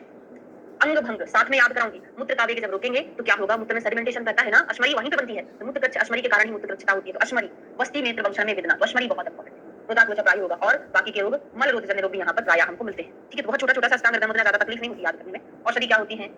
वात मल मूत्र का वेग अवरोध हो जाता है तो हमको अवगाह स्वेद कराना है, स्वेदन करना है, फलवर्ती वस्ती कर्म आदि देना चाहिए। चिकित्सा तो ठीक है, थोड़ा बहुत याद रहे ना रहे, ये लक्षण याद कर लेना। अष्टांग हृदय के पूछे जाने लगे हैं आज का, चिकित्सा तो हमारा चरक से काम चल जाएगा। मूत्र वेग की हो गया, अब मल वेग का, मल रोधन मल विधि अन्नपान देना चाहिए। मल विधि अन्नपान का मूत्र वेग उत्पन्न होने से क्या देना है? भोजन से पूर्व घृतपान कराना चाहिए, है ना? हमने अवपीड़ित घृतपान वहां पे पढ़ा था, अवपीड़ित घृतपान चरक में पढ़ा था। और क्या है? रात्रि के भोजन के चीर होने पर उत्तम मात्रा में घृतपान पिलाना चाहिए। ठीक है, इतना कोई इंपॉर्टेंट नहीं, चरक संहिता से काम चल जाएगा, सेम है। अब आता है उद्गार को रोकने के तरीके। जरा श्लोक पलटा के देखिए क्या पढ़ा था हमने? वेगान धारित वात विंड मूत्र छव त्रट सुदाम, विंड धारित वात, वहां पे हमने केवल वात को पढ़ा था। अब यहाँ पे वात को दो में डिवाइड कर दिया उन्होंने। क्या कर दिया? वात को दो में डिवाइड कर दिया। एक हम पढ़ के आ चुके हैं अधोवायु, और ये कहाँ पे है? ऊर्ध्ववायु। इस तरीके से कुछ लोग यहाँ पर ये अर्थ निकाल लेते हैं कि भागवत ने 14 आधारणी वेग बताए। श्लोक में तो 13 ही है, लेकिन जो वाद था उसको दो में डिवाइड कर दिया, ऊर्ध्ववायु अधोवायु। अधोवायु हम पढ़ के आ चुके हैं जैसा चरक में था, और ऊर्ध्ववायु जो है सेम टू सेम चरक के उद्गार के जैसा बताया, क्योंकि ऊर्ध्ववायु ऊपर की ओर गमन करेगा ना, उद्गार भी तो ऐसे ही आता है ना। तो ऊर्ध्ववायु उद्गार का लक्षण एक जैसा है, इसीलिए यहाँ पर आप बोलोगे कि मैडम श्लोक में तो नाम ही नहीं दिया था उद्गार का, फिर कहाँ से वर्णन किए हैं? वाद का ही ऊर्ध्ववायु, ऊर्ध्ववायु के ही हम उद्गार से कोरिलेट कर लिए। तो क्या होता है इसमें? उद्गार से अरुचि कंपुट बंधु हृदय और जब हमको डकार आती है तो थोड़ी देर के लिए हमारी हृदय की क्रियाविधि बंद हो जाती है। ऐसा हमने चरक संहिता में पढ़ा था। उद्गार में ना कंपन होता है, डकार लेते टाइम कंपन होता है, आद्यमान कास हिक्का, और क्या होता है? डकार के साथ साथ यहाँ से लेते ना, तो यहाँ की प्रॉब्लम हो जानी है, और क्या क्या? कास हो गया, हिक्का हो गया, है ना? तो इसको हमको हिक्का के जैसे ही औषध करना है, यूं ही चिकित्सा कर लेते हैं। उद्गार में हिक्का के समान चिकित्सा, यूं ही, यू से उद्गार, की से हिक्का के समान चिकित्सा चरक संहिता में पढ़ाया था। पिपासा बाद ही पढ़ा था, सॉरी छींक वाली आई है, शब्दू अमीषा को छींक हो गई थी, पढ़ा था अमीषा। अर्दित मन्यास्तम इंद्रिय डॉलर शिराशूल, और सॉरी ये था ए फॉर हो जाएगा अर्धाभिजक, मन्यास्तम शिराशूल अर्दित अर्धाभिजक इंद्रिय डॉलर, ये पढ़ा था अमीषा को। शब्दू आ गई थी, तो यहाँ पर शब्दू के कारण यहाँ का प्रॉब्लम हो जाएगा, सारा जकड़ जाएगा ना। शिरो अर्थी, इंद्रियों में दुर्बलता, मन्यास्तम अर्दित, चरक से काम चलेगा, कोई ज्यादा लोड लेने की जरूरत नहीं है। इसमें हमको क्या करना? छींक जब रुक जाएगी सूरज की तरफ देख लेंगे, तीक्ष्ण धूम अंजन ले लेंगे, ये बहुत इंपॉर्टेंट है। स्पेशली पांच ने बोला अर्घ विलोकने, छींक रुक जाती तो सूरज की तरफ देखने से छींक आ जाती है ना, तो अर्क विलोकिनी, बाकी तीक्ष्ण धूम अंजन का प्रयोग जो छींक को लाने में सहायता करे, इसलिए हंसवेदन करना है हमको, ठीक है। पिपासा, तो वही ट्रेन में जा रहे थे, प्यास लग गई थी, तो केवल हमको पानी का ही स्वर सुनाई देगा, बाकी बहरे हो जाएंगे ना, बाधिर ही पढ़ा है। और हृदगदा यहाँ भी आया, कहाँ कहाँ आया है? हृदगदा हमने अधोवायु में ही पढ़ा था कि अधोवायु रोकने से यहाँ की प्रॉब्लम हृदय दृष्टि की प्रॉब्लम हो जाएगी। और हृदय अवरोध और कहाँ पढ़ा था? पेज पलटा के देखते चलो, मल वेग में पढ़ा था, हृदय से उपरोधनम, मल के वेग में। और छींक के सॉरी विबंधो हृदय उर्सो विबंधो हमने कहाँ पढ़ा था? उद्गार में पढ़ा था, ठीक है। कृष्णा ने क्या शीता, सर्व प्रकार की शीतल क्रिया हमको करना चाहिए, तो बाधिर हृदय गदा दोनों इंपॉर्टेंट है। भूख में क्या करना है? अंग भंग मिलता है, पढ़ेंगे साथ में कहाँ कहाँ है। अगर खाना नहीं खाएंगे तो दुबले पतले हो जाएंगे, शूल होगा, चक्कर आएंगे, ठीक है, इसलिए हमको यहाँ पे लघु स्निग्ध उष्ण भोजन करना चाहिए। निद्रा क्या होगा? निद्रा को रोकेंगे तो क्या होगा? मुंह मूर्धाक्षी गौरव, नींद नहीं लेंगे तो हमारा मूर्ध सिर भारी भारी, अक्षी भारी भारी लगेगी, चरक में पढ़ा सेव है ना, जमाई आएंगी बार बार, इसलिए अंग मर्द भी होगा। इसलिए हमको स्वप्न संवहनानी क्या करना है? नींद लेना चाहिए, हल्के हल्के हाथों से सम्मान, कोई हमारे पैर दबा दे हल्के हल्के हाथों से तो नींद लग जाएगी। स्वप्न संवहनानी, ठीक है, संवाहन उत्तम होता है। कास को रोकने का, कास रोकने से क्या होता है? क्रोधात वृत्ति श्वास रुचि हृदयामया, हृदयामय बहुत ज्यादा आया हुआ है, तो आपको सब साथ में लिख लेना है। एक हमने अधोवायु में पढ़ा, एक हमने मल के रोग में पढ़ा, एक हमने पिपासा में पढ़ दिया, और हमने अब कहाँ पढ़ लिया? खांसी में पढ़ लिया, कास में पढ़ लिया। क्वेश्चन पूछा है अस्तांग हृदय का, कहाँ कहाँ हृदय रोग आता है? तो जब ज्यादा खांसी करेंगे तो यहाँ पर हमारा हृदय होता है, उसमें चेस्ट में क्या होता है? खिंचाव होता है ना, हृदय में प्रॉब्लम होती है, ठीक है। इसमें हमको सोच हिदमाचा क्या होता है? श्वास और हिक्का होती है, हिक्का का श्वास साथ में याद करना, हिक्का के साथ कासो श्वास भी है, पर सोच है यहाँ पे, सोच लिखा, हिंदी में गलत लिख दिया, ठीक है। तो इसमें संपूर्ण कासनाशक चिकित्सा करना चाहिए। अब श्वास रोग, गुल्म हृदरोग समूह, यहाँ पर भी हृदरोग आ गया है, हृदरोग वाली सारी चीजें लिख लेना, और गुल्म कहाँ कहाँ आया है वो भी लिख लो। आचार्य चरक ने गुल्म होना श्रम निश्वास में बताया था, चरक ने गुल्म होना केवल श्रमजन्य श्वास, लिख लो, श्रम श्वास में बताया था, श्रमजन्य श्वास में। और बागभट्ट ने गुल्म होना 3 जगह बताया है, अधोवायु, वासे वाष्प, और अभी हम कहाँ पढ़ रहे हैं? श्वास। चरक के जैसा तो एक हो गया श्रमजन्य श्वास, चरक के जैसा एक कॉपी कर दो, श्रमजन्य श्वास, बाकी अधोवायु, वासे वाष्प, मतलब अश्रु, ठीक है। तो वायु के कारण ही तो गुल्म बनता है, तो आपको याद रहेगा, वायु के कारण गुल्म, तो अधोवायु, वासे वाष्प, और यहाँ पे श्वास तो चरक के जैसा रहेगा। 3 जगह गुल्म बताए, वाष्प पढ़ने वाले ही गुल्म, आंसू वाष्प गुल्म, ठीक है, जमाई रोकने से समान। हाँ, तो आचार्य भागवत ने जंभा में और शब्दू में सेम बताया है ना, कि जो हमने शब्दू में पढ़ा था, शब्दू के जैसा हमको जंभा में मिलेगा। और बाकी वातना शब्द की पूर्णता रखनी चाहिए। अश्रु रोकने से क्या होगा ना, आंखों से आंसू रोकेंगे तो नाक से निकलने लगेगा वही पानी, तो पीना से अक्षी रोग हो जाएंगे। हृदय मन्यास्तंभ, हृदय में क्या हो जाएगा? ग्रह हो जाएगा, है ना। मन्यास्तंभ है, अरुचि है, तो मन्यास्तंभ वाला पूछा जा सकता है, अश्रु रोकने पर भी होता है, और शब्दू में भी हुआ था मन्यास्तंभ, इंपॉर्टेंट है, केवल इन्होंने बताया, चरक ने मन्यास्तंभ अश्रु में नहीं बताया, इसलिए स्पेशल क्वेश्चन बन सकता है, ठीक है। और बाकी बात स्वप्न मध्यम प्रिय कथा, सेम चरक के जैसा है, स्वप्न मध्यम प्रिय कथा। वमन रोकने से क्या होगा? वमन का जब अयोग होता है तो क्या होता है? स्फोट कोट कंडू रित्खा विशुद्धि गुरु का तथाचार, स्फोट कोट कंडू हो जाता है पूरे शरीर में, तो वमन रोकने से इसके अंदर वही प्रॉब्लम होगी। विसर्प कोट, अक्षी कंडू, पांडु और ज्वर बहुत इंपॉर्टेंट है। वमन के वेग रोकने से पांडु ज्वर होते हैं, चरक में पढ़ा है। कास, अल्लास, व्यंग, अवयव आदि उत्पन्न हो जाते हैं। शुक्र के वेग को रोकने से, चिकित्सा मत याद करना, केवल लक्षण बस देखो, चरक संहिता से बस याद करना। क्या होगा? भूख प्रदेश में वेदना होगी, हृदय यथा वहां पर ही पढ़ा था, अंग भंग आदि यहाँ पर हो रहा है, वृद्धि अश्म शंडता, और क्या हो रहा है? अश्मरी भी हो रहा है, अश्मरी मूत्र वेग अवरोध में पढ़ा था, यहाँ पर भी है, और शंडता भी होती है। कैसा करना है चिकित्सा? वही ताम्रचूड़ा, सुरा, साली, वस्ती, अभ्यंग, अवगाहन आदि करना चाहिए। हाँ, असाध्य रोग, क्षीणम विंगम वेग रोधी नाम, है ना। तो जो वेग रोधी प्यास शूल से पीड़ित है, जिसके धातु क्षीण हो गए हैं और जो मल का गमन करता है, उसकी चिकित्सा नहीं करना चाहिए। वेग अवरोध में क्या कर्तव्य करना है? रोगा सर्वे अपि जायन्ते वेग उदीरणे, इन्होंने ऐसा ही बोला है, रोगा सर्वे अपि मंदाग्नो जायन्ते, सारे रोग मंदाग्नि से होते हैं, और सारे रोग उपस्थित वेगों को रोकने से भी होते हैं। तो ये रेफरेंस पूछा जाता है किस आचार्य का है, ठीक है। अब वेगों को धारण करने से स्पेशली होता क्या है?